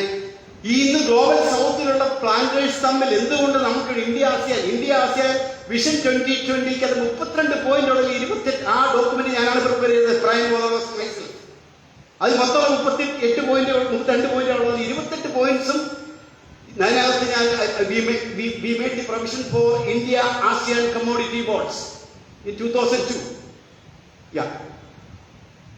പക്ഷേ പിന്നെ മനസ്സിലാക്കി ഇവിടെ ഞാൻ റബ്ബർ കമ്മോഡിറ്റി നമ്മുടെ commerce department India ASEAN framework agreement sign ചെയ്യുമ്പോഴുണ്ട് ശശാങ്കും മറ്റുമൊക്കെ ഞങ്ങൾ MEക്കൾ പ്രിപ്പയർ ചെയ്ത ഇന്ത്യ ആസിയൻ വിഷൻ ഡോക്യുമെന്റ് അവർ കണ്ടിട്ടേയില്ല. India ASEAN vision document external affairs prepare ചെയ്യുന്നു. അത് കാണാതെ കണ്ട് നമ്മുടെ KM ചന്ദ്രശേഖരനോട് ജോസഫ് ഞാൻ പോലും കണ്ടിട്ടില്ലോ, സ്മൈൽ ഡിസ്ട്രിബ്യൂട്ട് പ്രൊഫസർ ഞാൻ പോലും കണ്ടിട്ടില്ലോ. ഇതാണ് നമ്മുടെ രാജ്യത്തിലെ ഏകോപനം എന്ന് പറയുന്നത്. ഒരു വശത്ത് പ്രധാനമന്ത്രി പറയും ഡെവലപ്ഡ് കൺട്രി ആക്കുമെന്ന് പറയും, ബാക്കി അവർ ചെയ്യുന്നത് ഡെവലപ്പ് കൺട്രി കണ്ടിട്ടില്ല, കേട്ടിട്ടില്ല, അറിഞ്ഞിട്ടുമില്ല. ഇങ്ങനെ കുറെ സ്ലോഗൻസ് അടിക്കുക വാക്കുകൾ. ഞാൻ പറഞ്ഞ ഇത് നമ്മൾ ആവർത്തിക്കാൻ പാടില്ല. ഞാൻ പറഞ്ഞു വരുന്നത് ഇങ്ങനെയുള്ള സാധ്യതകൾ ഗ്ലോബൽ സൗത്തിലുള്ള രാജ്യങ്ങൾ 2002 ഞാൻ ബാങ്കോക്ക് എയർപോർട്ടിൽ ചെല്ലുമ്പോൾ അവിടെ പ്രോസസ് ചെയ്ത് വെച്ചിരുന്ന അഗ്രികൾച്ചറൽ പ്രോഡക്റ്റ് ചക്കയൊക്കെ ഉണങ്ങി വെച്ചിരുന്ന കണ്ടപ്പോൾ, ചക്കപ്പഴം ഉണങ്ങി വെച്ച് കണ്ടപ്പോൾ ഞാൻ കരുതിയേ എന്തുകൊണ്ട് നമുക്കിവിടെ ആയിക്കൂടാ? നമ്മൾ എന്തുകൊണ്ട് we should collaborate and cooperate with the farmers in other countries. ആദ്യമായിട്ട് നമ്മുടെ ഉള്ളിൽ തന്നെ ഇന്ത്യയിൽ തന്നെ എന്തുകൊണ്ട് നമുക്ക് പ്ലാന്റേഷൻ മേഖലയെ മൊത്തമായ ഒരു സെക്ടറായി കണ്ടുകൊണ്ട് നമുക്ക് എന്തുകൊണ്ട് അതിൻ്റെതായ ഒരു ഫോർമേഷൻ നടത്തിക്കൂടാ, ശ്രമിച്ചുകൂടാ? അതിനുള്ള ലീഡർഷിപ്പും അതിനുള്ള എല്ലാ കഴിവും കേരളത്തിലാണ് തുടങ്ങേണ്ടത്.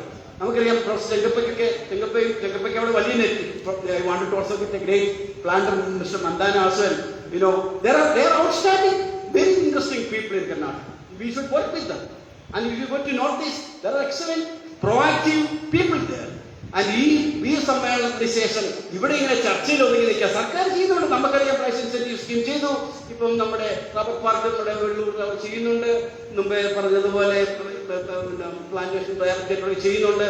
ഇങ്ങനെയുള്ള കുഞ്ഞു കാര്യം ചെയ്താൽ നമുക്ക് 75 വർഷം പോയിട്ട് 750 വയസ്സായാലും നമ്മൾ ഡെവലപ്ഡ് എക്കോണമി ആകാൻ പോകുന്നത്. We have to think out of the box. ഇങ്ങനെയുള്ള പുതിയ സാധ്യതകൾ കാണാൻ മാറി. കാരണം ലോകം മാറി, കാലം മാറി, അതിനനുസരിച്ച് നമ്മൾ മാറുന്നില്ലെങ്കിൽ ഈ പറഞ്ഞ കാര്യങ്ങളൊന്നും 25 വർഷത്തിൽ ചിന്തിക്കാവുന്ന കാര്യങ്ങൾ ഇന്ന് പറ്റും. Today the world is open. We can have much more globally and within the country integrated thing. ഇന്ന് കർണാടകയിലെ പ്ലാന്റേഴ്സ് ഫാക്ടറി മീറ്റിംഗ് കൂടാൻ വേണ്ടിയിട്ട് നമുക്ക് കൂടെ പോകേണ്ട ആവശ്യമില്ല. ഞാൻ പറഞ്ഞു വരുന്നത് ഇങ്ങനെയുള്ള സാധ്യതകൾ കൂടി നമ്മൾ മുതലെടുക്കേണ്ടതല്ലേ എന്ന ചോദ്യം ഞാൻ നേരത്തെ പറഞ്ഞു കഴിഞ്ഞു. ഇത് റിപ്പീറ്റ് ചെയ്യുന്നില്ല. ഞങ്ങൾ ഇതിനകത്തെല്ലാം ഉണ്ട്, ഇത് റിപ്പീറ്റ് ചെയ്യുന്നില്ല. You can read this paper. അതെല്ലാം ഇനിയിപ്പം വിദ്യമാന്മാരോട് പറഞ്ഞു കഴിയുമ്പോഴത്തേക്ക് ഒന്നും കാണത്തില്ല. അതുകൊണ്ട് അതിനുമുമ്പ് അമ്മനോട് പറയാൻ കിട്ടുന്നത്. അപ്പം I will stop here. Thank you very much for this. Thank you very much. Now we have to listen to our leaders of discussion. First of all, I invite Professor P.G.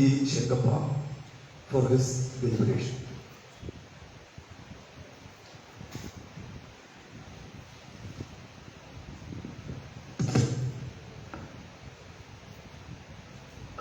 Kindly excuse me, I am not able to speak in Malayalam. I would love to do that, but I am sorry I am not able to do it. Friends, I am very grateful to my friend that we have been working for many years. Now a retired person is still active and still continuing his interest in plantation. Friends, I am here to share my experiences, especially in the coffee industry. I had the fortune of working with the Tata Group as the independent director of the Tata Coffee for about 10 years. I just thought, how Tata Coffee has changed in the coffee industry, which is useful for the plantation sector.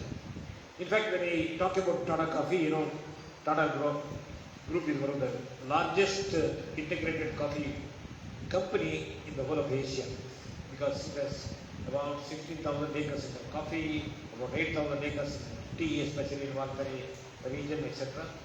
And if you really look at it, I used to make a good analysis of the coffee business of the Tata Coffee. See, for example, Tata Coffee makes a turnover of about 1,400 crores. Of course, now Tata Coffee is merged with Tata Consumer Products. It has become a huge company. The success of the Tata Coffee, if you really look at it, my friends, in terms of growth, like the whole thing is, it is not in growing coffee. See, for example, whatever profit we make, it is mainly because Tata Coffee is at the high end of the value chain. They produce coffee, they process coffee at the farm level, then they have their own curing works. 99% of the coffee is exported. On the other hand, we import about 10,000 tons of coffee for our instant plant in Deni and Tufran. Then, we are into the roast and ground segments. So what has happened is, if you look at it, we have developed a highly integrated value chain. And because we are in the high end of the value chain, we are able to make profit. Otherwise, just by mere growing coffee, you cannot make profit. That kind of profit. So because now I am very happy to tell, I am also a coffee grower from Virajpet, neighboring the Kendallur district. Now, I am a very successful grower, I should say. I have also about 30 acres of Robusta and about 10 acres of Arabica. I am doing extremely well. But the Tata Coffee experience has been very good to me as a producer. So, coffee production, you see, friends, if you look at any commodity in India, this is the only commodity where 80% of the commodity is exported. That too, exported to the premium markets in the Europe, Italy, etc., Italy, Germany, etc. That means we are able to penetrate those markets where the food safety standards are very high. That is an important factor. It's not that easy. You must really understand the Indian coffee. We have made a dent into the European market, and this is possible mainly because I would say, some of the growers are here. We have seen the kind of efforts we put to maintain the quality of the coffee, and some more has to be done. Well, friends, this is the one commodity. For example, is a small commodity produced in few districts, yielding 2 billion worth of exports. This is another major achievement of this particular sector. Well, friends, I just want to share, saying that, for example, when I was in the Tata Coffee, I used to really analyze the results. For many years, under about 8,000 acres of tea in Valpere, after the 10 years of I was in the Tata Coffee, 8 years we did not make money out of tea. 8 years we did not make money. So I convinced the board, no, this cannot go on long. We must see, some more efforts has to be put. And one of the things what I just want to mention is, we said we should diversify. In fact, we appointed a very general manager level person to diversify. And one of the diversification what we have taken is avocado. We are a very big player of avocado today. The people hardly know it. And this was promoted by a leading company called Westinwo in India. And they are part of the Westphalia group. Westphalia is the biggest avocado producer in the world. So this company, we convinced, I was very much in the board. I convinced the board, we should go for high value diversification.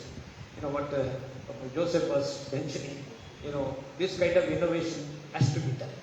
In fact, coffee, Tata Coffee is a very conservative company. They didn't want to diversify. We just started with just about 10 acres at the demo plot. Today, Tata Coffee has 500 acres at the and this year, we could produce about 100 tons of avocado, and the company which is associated with the avocado, is buying. I am associated with that company also. I don't want to mention the name here. This kind of business I don't want to bring in. But see, with this kind of diversification, we are going much, maybe we will expand the area of avocado much more. So in the 500 acres, already some of the areas come. We have crossed 100 tons. This year we have easily crossed 200 tons. This company is buying it at 200 rupees per kg.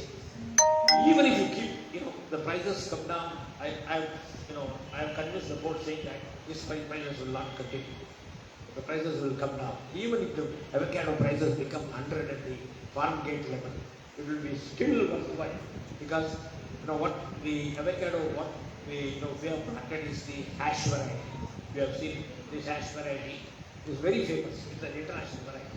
Not that we didn't have avocado. Even I as a farmer, I grow avocado. But our avocado cannot enter the international market, mainly because our avocado cannot withstand that kind of transport, and the shelf life is very low. You have seen our avocado hardly stand for 2-3 days when it's ripe, and also it cannot be transported. But this particular variety of hash variety, it's performing very well. So this diversification towards high value commodities has become a necessity, mainly because of market forces and many other things which were pointing out, saying that the prices of these commodities fluctuate so much. And this commodity, for example, because we have seen the importance of avocado in the human nutrition, and there is a World Avocado Organization which is promoting this avocado very aggressively. For example, this can be grown both in coffee as well as tea. This is what we have tried, even in Ooty and also in some area of Tamil Nadu. They are already it's planted as an intercrop with the tea, because I think Joseph, there is some regulation. The tea removal is a little difficult, but that's why this is a 5 meters by 7 meters crop. So in the alternate row we can really plant. So 160 plants per acre, multiply say by about 30 kg, etc. See, for example, picking 3 tons is very easy, and with 200 rupees, etc., the economics works really very well. I've also tried, and this kind of avocado diversification is going. So why I mentioned is, for example, even if the question comes whether we can do it in small farms. Yes. For example, the small farmers, we have to diversify much higher, because if the fluctuation of the prices and the yield happens too much, you will be out of production. So that's why this diversification is really advocated, because of the demand factors, and it can be easily produced. Already you see, for example, some West Indian type of avocado are there in the whole of the South India. And introducing this crop is really not that difficult. That's why this is one crop we have taken it about 300 and it's proving successful. So suddenly, people are interested. I will leave my phone number. I can connect to right kind of people. Whoever is interested into hash avocado, can easily go for it. Try in a small area, then you can expand it here. In fact, this company is entering into the northeast for avocado also in a big way. In fact, the invitation has come from the government of Assam to put avocado there. The second thing, I was for example, when I was in the Tata Coffee experience has shown me is, I have seen, Tata Coffee, we have also had this problem of productivity, etc. Somebody was mentioning, especially the growth in productivity has become negative. My analysis shows that there is absolutely no growth in productivity of both Arabica and Robusta. And there is now hardly any scope for expansion of area. So the increased production should come from increased productivity. And you have seen this decreased productivity is mainly due to, or is what you call stagnation in productivity, is mainly due to many factors. What I saw is the salinity. Most of the plantations after 40-45 years, they become saline. The productivity normally comes down. Of course, there are Robusta plantations in my own area. There are Robusta plantations of more than 60 acres. But after 40 years, maintaining the productivity level is really difficult. So, for example, what we did in Tata Coffee is we went more into, while replanting, we went more into vegetative propagation, especially grafting, etc., so that the time gap can be brought down. If you plant the new one, the seedlings will take at least 4 years, 5 years, but here, 3rd year you can pick it up. So with the grafting, etc., really working very well, and this is in a big way we are practicing that. Of course, the productivity is also, due to many other factors. We have seen the previous speaker was mentioning about the labor. For example, nowadays, this year particularly I saw for my coffee picking, I did not have much problem, because people are available. When you pay, I pay Robusta 5 rupees 55 per kg. Easily they pick about 2,400 kg, 165 to 200 kg. So they make it good money. But my main problem, what I find is the labor is not productive. The labor productivity has come down like anything. That is one of the factors that is adding to our cost of production going up, and we in the end we may not become very competitive. So this is the major problem. And the labor force, you have seen, you see, for example, most of the labor force, we have, even in our Tata Coffee now, Assam labor this year has come down, but there are more labor from Jharkhand, West Bengal, etc., etc. And they have absolutely no exposure to coffee, or any of these plantation crops. I found that they are very good in paddy cultivation. Because these Assam and other Jharkhand areas, they are very good in paddy cultivation, but they have no knowledge about coffee production. With those kind of labor, at least they require 2 cycles to make the use of them in coffee plantation. So how to really improve the productivity of labor to be competitive is a major question. I think this is faced in the industry like anything. Then of course, another issue I would just point out is even the previous speaker pointed out. For example, I know Dr. Joseph has been advocating this sustainable farming and sustainable certification in plantation for many years. One of when I entered into the Tata Coffee, I convinced the board that we must go for certification. You name any certification in Tata Coffee, we have. Rainforest Alliance, 4C, fair trade, etc. The idea is because once you are ready with that, with those kind of sustainable, following the sustainable standards, you can easily export. I said, Tata Coffee, we have our own instant coffee. People don't make use of our coffee. We export, but on the other hand, we import the coffee from Vietnam, which is 10% cheaper. These are all part of the business. What I just said is this has to be seen in that angle. For example, how to really do this kind of business. So, for example, what we did is all this, sustainable standards maintaining is important. Certainly, to expand the market for coffee, and for the time being, we may say that we are not getting premium. Of course, for Rainforest Alliance, some of you are practicing, they give 4 rupees premium, etc. But the major problem is you will have to sell it to those people who are certified. That chain of custody is followed by only those who are certified, and only for few curing works or few exporters they will buy, others don't buy. So these are some of the problems. But of course, the Coffee Board has come up with its own sustainable standards, the coffee tea. That is a good move, and in fact, they should implement it. And we'll have to see how the Coffee Board will implement the sustainable standards in coffee, so that the future is. See, friends, for the time being, it may look, for example, you have to spend additional income suddenly, but you have to be future ready.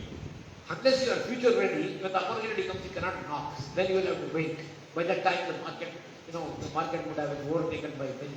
This is what exactly happened with Vietnam. For example, Vietnam went in a big way. For example, I was in Vietnam just to see how they really go for coffee. They go for highly intensified coffee. 4 acres, 5 acres, they produce 40 bags per acre of Robusta, and they are in a very competitive. Friends, there's another one also.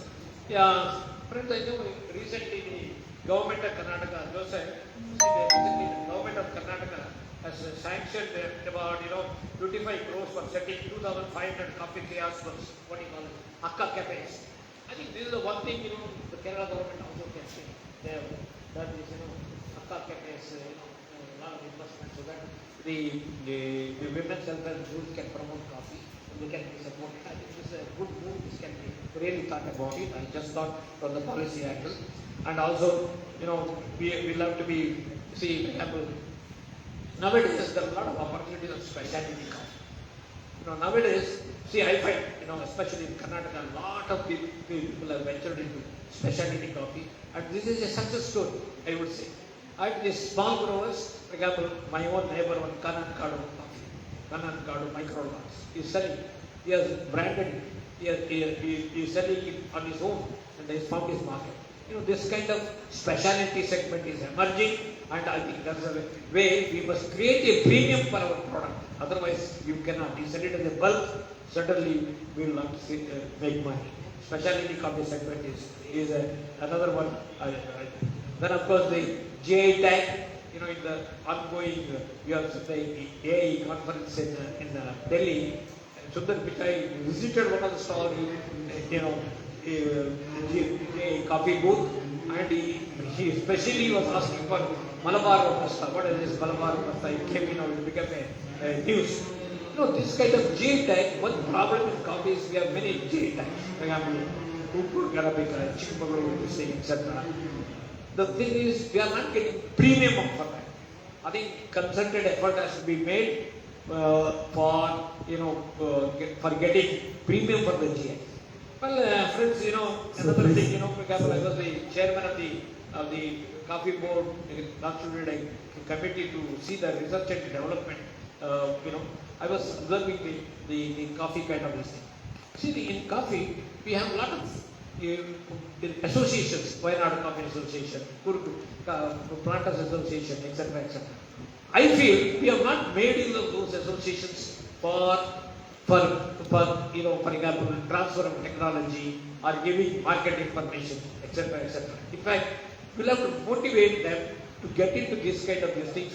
Then only the associations become more meaningful. Otherwise, just have an association, have your general body. I've been talking to the Karnataka Planters Association, saying that you organize your annual general body, other things, but what are the other activities? Unless you do this, the planters won't get the benefit. Well, friends, I do not want to go further, but I want to state that there are problems in the coffee industry. Certainly, this is seen in the whole sector of the agriculture. But many a times, you see, for example, Joseph, in my own thing, I compare my coffee and Aracanut. For Aracanut, I can get a lot of subsidy from the state governments. But there is no subsidy anything for coffee from the state government, either Kerala or they only depend on coffee board. I think this is not the right approach. In fact, I don't know in Kerala, but in Karnataka we convinced, so coffee has been included in the national horticulture mission so that at least we get some support. We really need support, otherwise we cannot push the industry on. I think this is an important point that we see that the state government also, because coffee board has its own limitations. The coffee board is more export-driven kind of this thing. They have less this thing important for R&D, and also supporting the growers. For example, they had a replanting scheme. They have stopped. So that unless the plants are brought back or senile plants are reproduced, this thing is brought up, you cannot expect productivity. Well, friends, I want to thank organizers for providing me an opportunity to share my experience in coffee. Thank you very much. Sir, thank you for your valuable points you have delivered. അടുത്തതായി എൻ്റെ സുഹൃത്തുകൂടിയായിട്ടുള്ള മുൻ MLA GS Bijimol.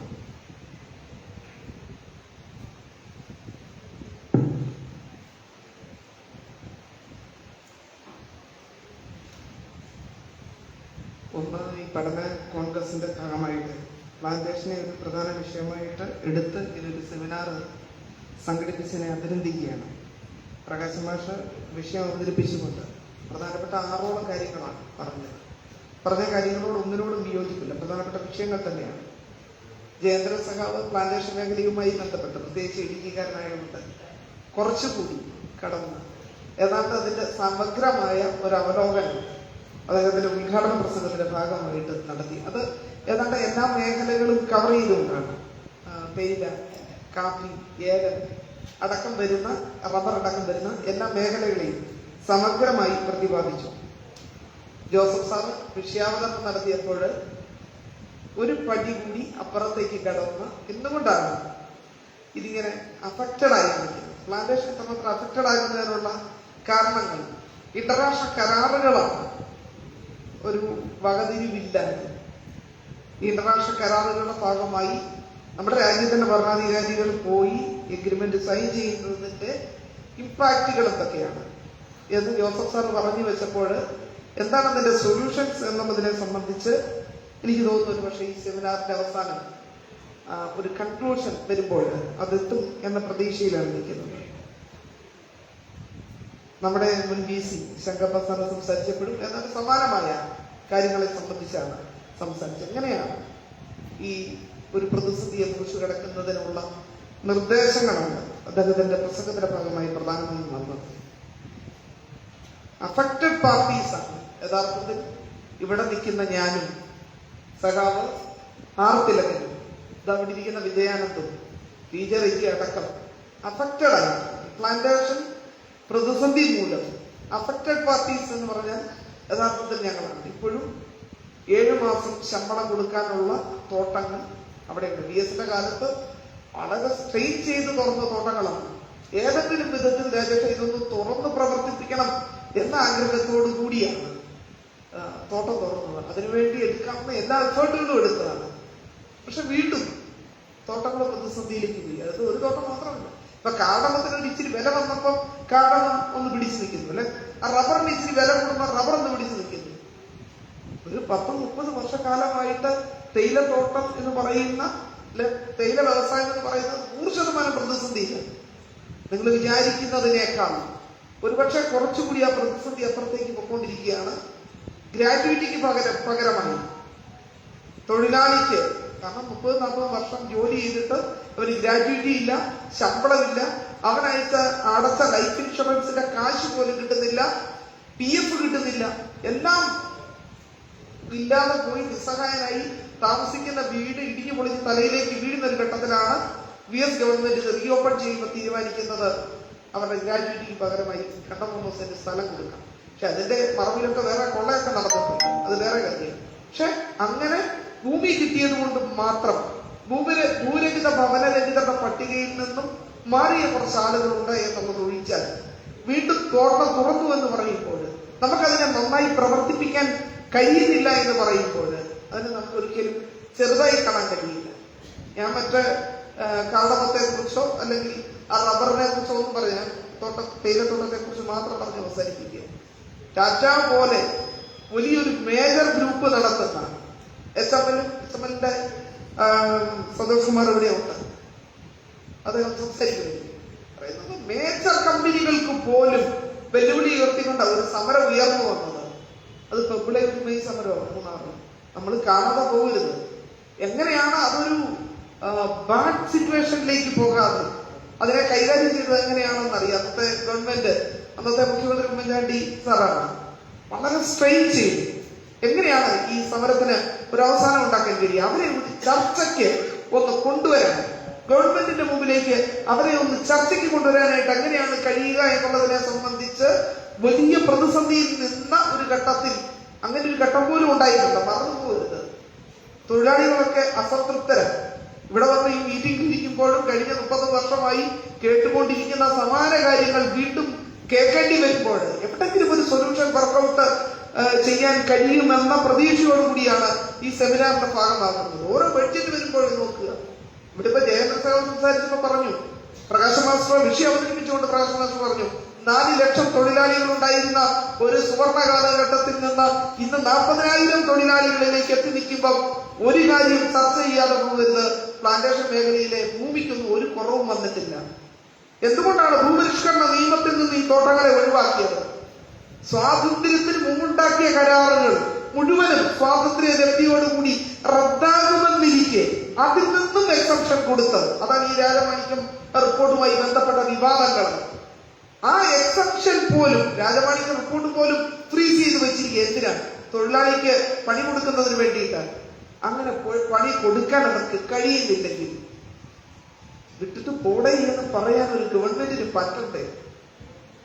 നിനക്ക് പറ്റത്തില്ലെങ്കിൽ നീ വെച്ചിട്ട് പോ. അങ്ങനെ വെച്ചിട്ട് പോകാൻ പറയാൻ അങ്ങനെ ഒരു തന്റെ ഇടം ഉണ്ടാകണമെങ്കിൽ ഓൾട്ടർനേറ്റീവ് സൊല്യൂഷൻ എന്താണെന്ന് കാണണം. അല്ല ഈ തോട്ടം മുഴുവൻ നമുക്ക് വനമായിട്ട് മാറ്റാൻ പറ്റില്ല. ഇപ്പൊ തന്നെ കടുവയും പുലിയും ആനയും കരടിയും ഒക്കെ ഇറങ്ങുകയാണ്. ഇവിടെ ജയേന്ദ്ര സാഹു സംസാരിച്ചപ്പോ പറഞ്ഞു ആളുകളുടെ ജീവൻ നഷ്ടമാകുകയാണ്. ഇപ്പൊ ഭീമട്ടി കമ്പനി 25 വർഷക്കാലമായി 26ാമത്തെ വർഷത്തിലേക്ക് കടക്കുന്നു. പൂട്ടി തുറക്കാൻ പല ശ്രമങ്ങൾ നടത്തി നോക്കി. ഒന്ന് തുറന്നു, വീണ്ടും പൂട്ടി. 870 തൊഴിലാളികളുടെ ഗ്രാറ്റുവിറ്റി കൊടുക്കാൻ ഗ്രാറ്റുവിറ്റി അദാലത്ത് നടത്തേണ്ടി വന്നു. 24 കോടി 22 കോടി രൂപ 770 തൊഴിലാളികളുടെ ഗ്രാറ്റുവിറ്റി അദാലത്ത് ഫിക്സ് ചെയ്തിരിക്കുക. ഗ്രാറ്റുവിറ്റി അദാലത്ത് നടത്തി. അങ്ങനെ ഒരു വാക്കില്ല, ഞങ്ങൾ ഉണ്ടാക്കിയ ഒരു ടേമ, ക്ഷമിക്കണം. ഗ്രാറ്റുവിറ്റിക്ക് അദാലത്തൊന്നുമില്ല. പക്ഷെ തൊഴിലാളികൾക്ക് അവരുടെ ഗ്രാറ്റുവിറ്റി കിട്ടാൻ എവിടെ പോകണമെന്ന് അറിയാതിരുന്ന ഒരു സാഹചര്യത്തിൽ ആ സംവിധാനങ്ങളെ, ഗവൺമെന്റ് സംവിധാനങ്ങളെ തോട്ടങ്ങളിലേക്ക് കൊണ്ടുവന്ന് അവരുടെ പരാതി എഴുതി വാങ്ങിച്ച് അവരുടെ ഗ്രാറ്റുവിറ്റി കിട്ടുന്നതിന് വേണ്ടി ഉണ്ടാക്കിയ ആ ഒരു നടപടിക്ക് ഞങ്ങളിട്ടൊരു പേരാണ് അദാലത്ത്. അവരോട് പറഞ്ഞു വരാൻ. എന്നിട്ടും ബീരുമട്ടി കമ്പനിയിൽ പോലും 475 തൊഴിലാളികൾ ഇപ്പോഴും അതിന് പുറത്തു നിൽക്കുക. അഫക്റ്റഡ് പാർട്ടീസ് ആണ്. ജോലി ചെയ്തിട്ട് 10-30 വർഷം ജോലി, 35 വർഷം ജോലി ചെയ്തിട്ട് ഒരു നയാ പൈസ മരിക്കുന്നതിന് മുമ്പ് അതിന്റെ ഗ്രാറ്റുവിറ്റിയായി കിട്ടാതെ, പ്രൗഢ ഫണ്ട് കിട്ടാതെ, പെൻഷൻ പോലും ഇല്ലാതെ നരകിച്ച് മരിക്കുന്ന മനുഷ്യരുടെ ഇടയിൽ നിന്ന് വരുമ്പോൾ ജോസഫ് സാറെ ക്ഷമിക്കണം, വികാരം ഉണ്ടാകും. അത് അവരുടെ പ്രശ്നങ്ങൾ ഞങ്ങളുടെ കൂടി പ്രശ്നങ്ങളാകുന്നത് കൊണ്ട്, ഞങ്ങളുടെ സ്വന്തം പ്രശ്നങ്ങളാകുന്നത് കൊണ്ട്. അതുകൊണ്ടാണ് ഞാൻ പറഞ്ഞത്, ഞങ്ങൾ അഫക്റ്റഡ് പാർട്ടീസ് ആണ്. സൊല്യൂഷൻ ഉണ്ടാക്കണം, ബഡ്ജറ്റിൽ പ്രൊവിഷൻ ഉണ്ടാക്കണം, സെൻട്രൽ ബഡ്ജറ്റിൽ ഉണ്ടാക്കണം, സ്റ്റേറ്റ് ബഡ്ജറ്റിലും ഉണ്ടാക്കണം. ആ ബഡ്ജറ്റ് പ്രൊവിഷൻസ് പണ്ട് നമ്മൾ നോക്കി, ഇതിന്റെ ഹിസ്റ്ററി ഒക്കെ നമ്മൾ വായിച്ചു. എന്തുകൊണ്ടാണ് തോട്ടം മേഖലയെ ഒരു കേന്ദ്ര ഗവൺമെന്റ്, ഒരു സംസ്ഥാന ഗവൺമെന്റുകളും വേണ്ടവണ്ണം പരിഗണിക്കാതെ പോയതെന്ന് നോക്കുമ്പോൾ അന്ന് അതൊക്കെ നടത്തിയത് സായിപ്പുമാരാണ്. ഇന്ന് സായിപ്പുമാരൊന്നും അല്ലെന്ന് നടത്തുന്നത്.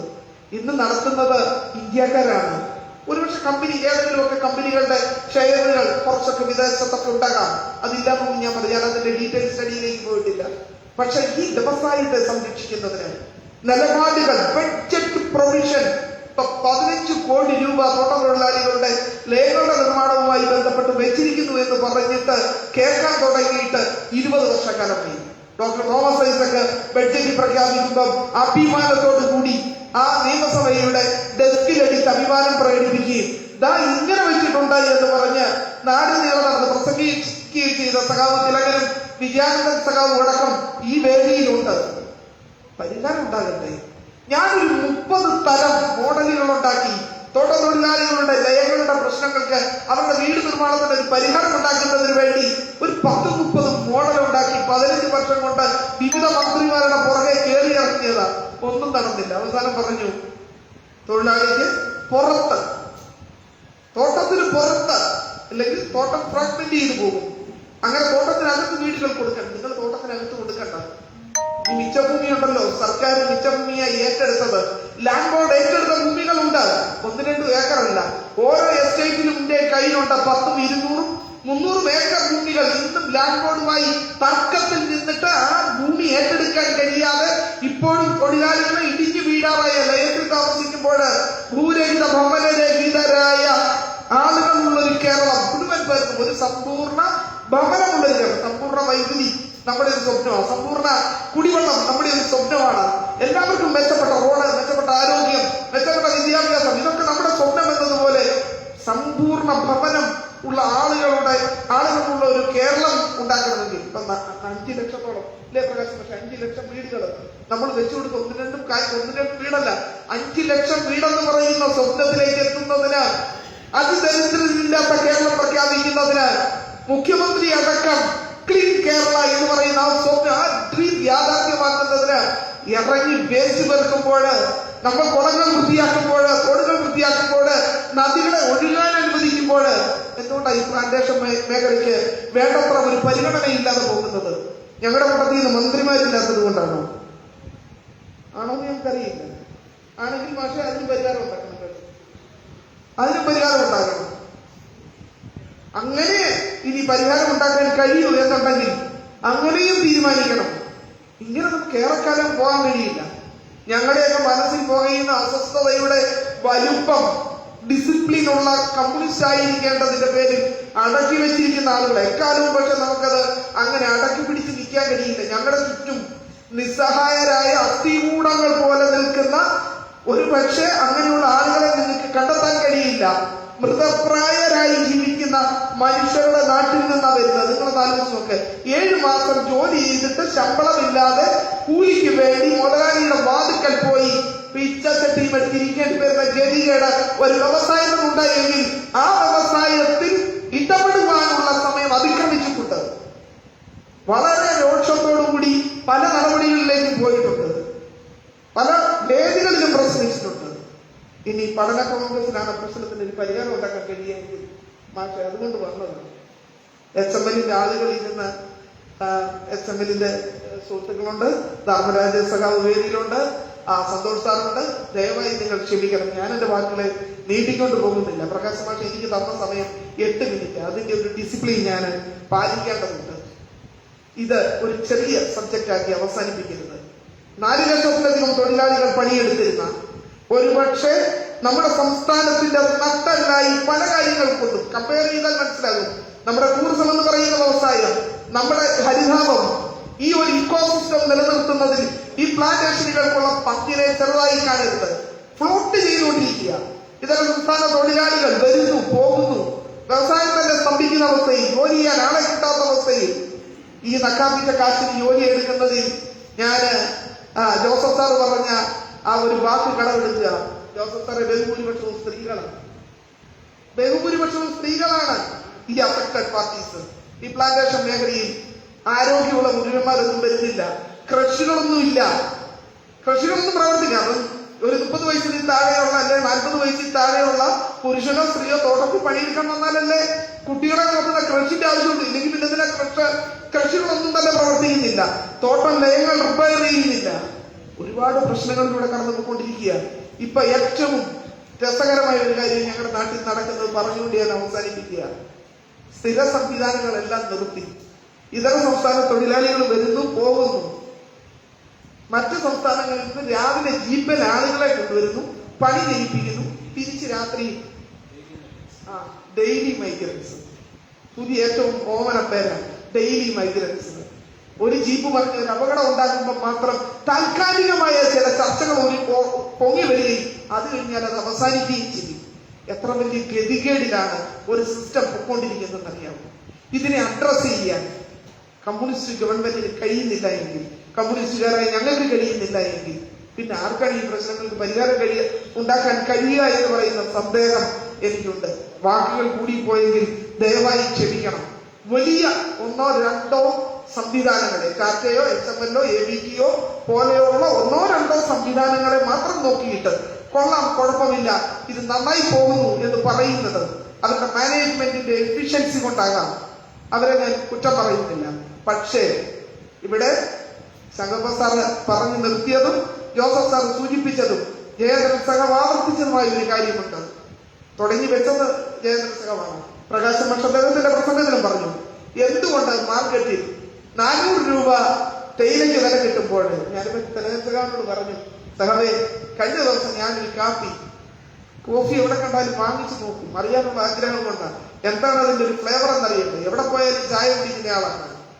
അത് ഇല്ലെങ്കിൽ ചോദിച്ചു വാങ്ങിച്ചു കഴിക്കും. കാരണം ഞാൻ അതിന്റെ നാട്ടിൽ നിന്ന്, എന്റെ പ്രൊഡക്ഷന്റെ നാട്ടിൽ നിന്നും വരുന്നതാണ്. ചെറുകിട ഉത്പാദകരും ധാരാളമായി ഇപ്പൊ തേയില ഉത്പാദിപ്പിക്കുന്നുണ്ട്. അത് മറ്റൊരു വിഷയമാണ്, ഞാൻ അതിലേക്ക് പോകുന്നില്ല. എന്തുകൊണ്ടാണ് മാർക്കറ്റിൽ വിലയുള്ളപ്പോൾ പ്രൊഡക്ഷൻ ഉത്പാദിപ്പിക്കുന്നവർക്ക് അതിന്റെ വില ലഭിക്കാതെ പോകുന്നു എന്ന ചോദ്യത്തിന്റെ ഉത്തരം നമ്മളുടെ മുമ്പിലുണ്ട്. ഓപ്ഷനിലെ കള്ളത്തരങ്ങൾ, സിസ്റ്റർ കമ്പനികളെ വെച്ച് പാക്കറ്റിംഗുമായി ബന്ധപ്പെട്ട പ്രശ്നങ്ങൾ, അന്താരാഷ്ട്ര കരാറുകളും ഒക്കെ അതിന്റെ ഭാഗമായി വരുന്നുണ്ടാവാം. പ്രൊഡക്ഷൻ കോസ്റ്റിൽ ഉണ്ടാകുന്ന ഡിഫറൻസ് വേജുമായി ബന്ധപ്പെട്ട് ഒരു വിഷയമാകാം. പക്ഷെ ഇപ്പോഴും ശമ്പള പരിഷ്കരണം നടപ്പിലാക്കാൻ കഴിയാത്തത് കൊണ്ട് ഈ പഠന കോൺഗ്രസിന്റെ ഭാഗമായി പ്രകാശ് മാഷ എത്തിച്ചേരുമ്പോൾ ബഹുമാനപ്പെട്ട മന്ത്രിയോട് പറയണം, ഒരു ഇടക്കാല ഉത്തരവ് വേണം. തെരഞ്ഞെടുപ്പിലേക്ക് ഞങ്ങൾ പോവുകയാണ്. ഇല്ലെങ്കിൽ തോട്ടത്തൊഴിലാളികളെ അഭിമുഖീകരിക്കുന്നതിന് ഒട്ടനവധി തടസ്സം ഉണ്ടാകും. പ്രിയപ്പെട്ട സഹാക്കളെ, ശമ്പള പരിഷ്കരണം നടപ്പിലാക്കേണ്ട സമയം ഏറെ പിന്നിട്ടിട്ടും അതൊന്ന് നടപ്പിലാക്കാൻ പോയിട്ട് അതൊന്ന് ചർച്ച ചെയ്ത് ഒരു 10% വിജയത്തിലേക്ക് എത്തിക്കാൻ പോലും കഴിയുന്നില്ല എന്ന് പറയുമ്പോൾ മുഖ്യമന്ത്രിയും മന്ത്രിമാരും ഇരിക്കുന്ന സ്ഥലത്ത് പോയി പൂട്ടാൻ അധികാരമില്ലാത്തത് കൊണ്ട് ഒന്ന് ഞാൻ പൂട്ടിയത്. ഇനി അതൊന്നും ഞങ്ങളെ കൊണ്ട് ചെയ്യിപ്പിക്കരുത്. തീവ്രവാദികളാകണമെന്ന് ഞങ്ങൾക്കാർക്കും ആഗ്രഹമില്ല. വളരെ സമാധാനത്തോടുകൂടി സന്തോഷത്തോടുകൂടി ഈ ഭൂമിയിൽ ലഭ്യമായ ഒരു സമയം ജീവിച്ച് മരിക്കണം എന്ന് ആഗ്രഹിക്കുമ്പോൾ മറ്റു കാര്യങ്ങൾക്ക് വേണ്ടി ഞങ്ങളെ നിർബന്ധിക്കരുത് എന്ന് അഭ്യർത്ഥിച്ചുകൊണ്ട് ഇങ്ങനെ ഒരു ചർച്ച സംഘടിപ്പിച്ച ഇതിന്റെ പ്രിയപ്പെട്ട സംഘാടക സുഹൃത്തുക്കളോട് AKG പഠന ഗവേഷണ കേന്ദ്രത്തോട് ഉള്ള നന്ദി അറിയിച്ചുകൊണ്ട് ഓരോ ചർച്ചകളും ഓരോ പ്രതീക്ഷകളാണ് തുറന്നു വെക്കുന്നത് എന്ന് സൂചിപ്പിച്ചുകൊണ്ട് വീണ്ടും ഒരു 3.0 പിണറായി സർക്കാർ ഉണ്ടാകണം, ഒരു ഇടതുപക്ഷ ജനാധിപത്യ മുന്നണി ഗവൺമെന്റ് ഉണ്ടാകണം. അതൊരു തുടർച്ചയാണ്. അത് നമ്മുടെ നാടിന്റെ വളർച്ചയ്ക്ക് അനിവാര്യമാണ് എന്ന് സൂചിപ്പിച്ചുകൊണ്ട് നിർത്തുന്നു. നമസ്കാരം. Doctor Vinoj Abraham.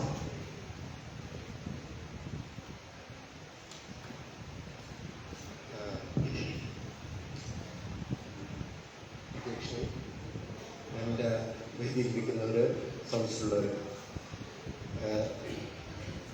ഒരു 2-3 കാര്യങ്ങൾ പറഞ്ഞുകൊണ്ട് നിർത്തിക്കൊള്ളാം. ഐ തിങ്ക് മോസ്റ്റ് ഇമ്പോർട്ടൻ്റ് ആയിട്ടുള്ള ആസ്പെക്ട്സ് ഒക്കെ ഡിസ്കസ് ചെയ്ത് കഴിഞ്ഞൊക്കെയാണ്.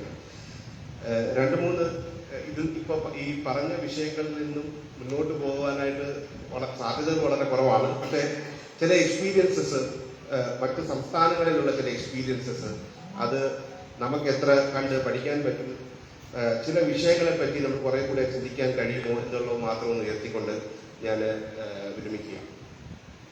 ഒന്നാമതായിട്ട് ഇവിടെ ഈ പ്രൈസിന്റെ ഇഷ്യൂവിന്റെ കാര്യം പറഞ്ഞിരുന്നു. പ്രൈസ് വിലയിടിവ്, അതും എക്സ്പോർട്ടും ട്രേഡും നമ്മുടെ ആസിയാൻ കരാറും അതുപോലുള്ള മറ്റ് കരാറുകളുള്ള ഇമ്പോർട്ടൻസിനെ പറ്റി സംസാരിച്ചിരുന്നു.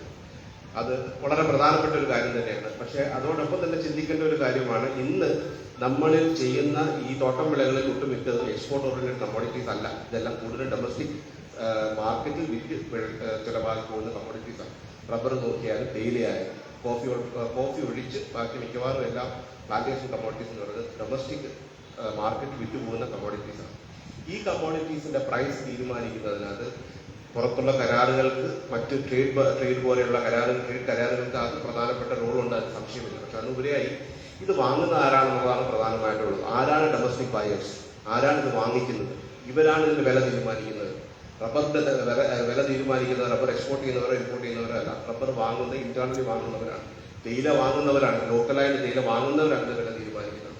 ഇതുപോലെ ഈ പല മേഖലകളിലും നിൽക്കുന്ന പ്ലാന്റേഷൻ മേഖലകളിൽ നിൽക്കുന്നത് ആര് വാങ്ങുന്നു എന്നുള്ളത് നോക്കണം. അവരുടെ മാർക്കറ്റിലുള്ള പവർ എത്രയാണെന്ന് അറിയണം. ഈ മാർക്കറ്റിന്റെ പവറാണ് ഇതിന്റെ വിലയെ തീരുമാനിക്കുന്നത്. റബ്ബറിന്റെ വില തീരുമാനിക്കുന്നത് ആരാണെന്ന് എല്ലാവർക്കും അറിയാം. 10-17 റബ്ബർ ടയർ കമ്പനികളാണ്. തേയിലയുടെ വില തീരുമാനിക്കുന്നത് അതുപോലെയാണ്. കോഫിയുടെ വില തീരുമാനിക്കുന്നത് അതുപോലെയാണ്. ആര് വാങ്ങുന്നു എന്നുള്ളതിന് അതാണ് പ്രധാനം. അപ്പം ആ വാങ്ങുന്നവരിലുള്ള പവർ അത് എത്ര കണ്ട് വിൽക്കുന്നവർക്കുണ്ട് എന്നുള്ളതാണ് പ്രധാനമായിട്ടുള്ളത്. വിൽക്കുന്നവർക്കുള്ള പവറിനെ പറ്റി നമുക്കറിയാം. ഒന്ന് എസ്റ്റേറ്റ് മേഖലയിലുള്ളവർ, പക്ഷെ അതിൽ കൂടുതലായിട്ട് ഇപ്പോൾ ചെറുകിട വ്യവസായികൾ. ഈ ചെറുകിട വ്യവസായികളിലുള്ള ഒട്ടുമിക്കവരും ഫ്രാഗ്മെന്റഡ് ആയിട്ട് നിൽക്കുന്നവരാണ്. അവർ ഒന്നിച്ച് ഇതിനകത്ത് പ്രവർത്തിക്കാൻ കഴിയുന്നില്ല. പ്ലാന്റേഷൻ മേഖലയിലുള്ളവർ അവരുടെ വിൽപ്പന പോകുന്ന റൂട്ട് വേറെ ഒരു റൂട്ടാണ്. ചെറുകിട മേഖലയിലുള്ളവർ ഒന്നിച്ച് നിൽക്കാൻ പറ്റാതെ ഫ്രാഗ്മെന്റഡ് ആയിട്ട് നിൽക്കുന്ന സമയത്ത് പ്രൈസിന്റെ വില നിശ്ചയിക്കുന്ന പവർ എപ്പോഴും ഒളിഗോപൊളിസ്റ്റിക് പവർ, അത് ആരുടെ കയ്യിലിരിക്കുന്നു അവരാണ് തീരുമാനിക്കുന്നത്. അതിനെതിരെ ഒരു സംവിധാനം, ഒരു ബദൽ സംവിധാനം എന്താണ് ഉണ്ടാക്കാൻ പറ്റുന്നത്?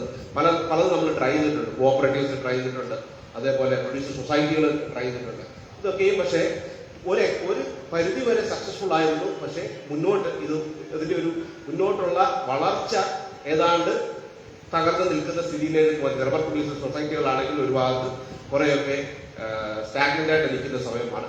മറ്റു മേഖലകളിലും സ്മോൾ ടീ ഗ്രൂവേഴ്സ് അസോസിയേഷൻസ് ഉണ്ട്, സെൽഫ് ഹെൽപ്പ് ഗ്രൂപ്പ്സ് ഉണ്ട്, തേയില തോട്ടങ്ങൾ. പക്ഷെ ഇതൊക്കെ ഒരു ഫ്രാഗ്മെന്റ് ആയിട്ട് ഇത് ഒരു ആക്റ്റീവായിട്ട് നിൽക്കുന്ന ഒരു ഇതായിട്ടല്ല കാണുന്നത്. ഇതിനെ എങ്ങനെ ആക്റ്റീവ് ആക്കി നിർത്താം? ഈ കോഓപ്പറേറ്റീവ് മേഖലകളിലും അതുപോലെ തന്നെ സ്മോൾ ടീ അസോസിയേഷനുകളിലും ചെറുകിട വ്യവസായങ്ങൾ ഒന്നിച്ച് നിർത്തി ഈ പ്രൈസ് പവറിനെതിരായിട്ട് എങ്ങനെ നിൽക്കാമെന്നുള്ളത് കാര്യമായിട്ട് ചിന്തിക്കേണ്ട വിഷയമാണ്. അതിൽ നിന്ന് മാത്രമേ ഇപ്പോൾ നമ്മൾ ഈ പറയുന്നതായിട്ടുള്ള ഈ പ്രൈസ് സ്റ്റാഗ്നേഷൻ, അതായത് ഈ വാല്യൂ ആഡിന്റെ എത്ര ശതമാനമാണ് നമുക്ക് കിട്ടുന്നത്. നമ്മൾ പറയുന്നത് മാർക്കറ്റിൽ വില ഭയങ്കരമായിട്ട് വിലയുണ്ട്, പക്ഷെ ഈ കമ്മോഡിറ്റിക്ക് നമുക്ക് വാല്യൂ കിട്ടുന്നില്ല എന്ന് പറയുന്നത്. ഈ വാല്യൂ അഡീഷനകത്ത് എന്തുകൊണ്ടാണ് ആ സ്പ്ലിറ്റ് ഉണ്ടാകുന്നത്? അതൊരു പവറിന്റെ ഇഷ്യൂ ആണ്. ആ പവർ എങ്ങനെ നമ്മൾ റിസോൾവ് ചെയ്യുന്നതനുസരിച്ചിരിക്കും അതിന്റെ എണ്ണം. രണ്ടാമതായിട്ടുള്ള ഒരു ഇഷ്യൂ ലാൻഡിന്റെ ഇഷ്യൂ ആണ്. നമുക്ക് വളരെ അറിയാവുന്ന ഒരു വിഷയമാണ്. ലാൻഡിനകത്ത് ഉപയോഗിക്കുന്നതിനകത്തുള്ള കണ്ടീഷൻസ്, അതായത് ലാൻഡ് റീഫോംസും അതോടൊപ്പം ചേർന്ന് ലാൻഡ് എങ്ങനെ ഉപയോഗിക്കാൻ പറ്റുമെന്നും പ്ലാന്റേഷനിലെ ലാൻഡ് എന്തുകൊണ്ട് കൊടുത്തുകൂടാ, മറ്റു ഉപയോഗങ്ങൾ കൊടുത്തുകൂടാന്നുള്ള ഒരു ആർഗ്യുമെന്റ് ഉണ്ട്. അതിനകത്തുള്ളതായിട്ടുള്ള വിഷയങ്ങളുമുണ്ട്.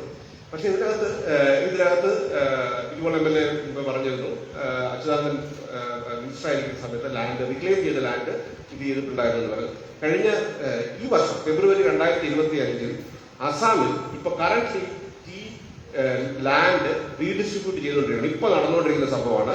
അവിടെ നഷ്ടത്തിനോടിക്കൊണ്ടിരിക്കുന്ന പ്ലാന്റേഷൻസ് തിരിച്ച് ലാൻഡ് അവിടുത്തെ തൊഴിലാളികൾക്ക് കൊടുത്തുകൊണ്ടിരിക്കുകയാണ്.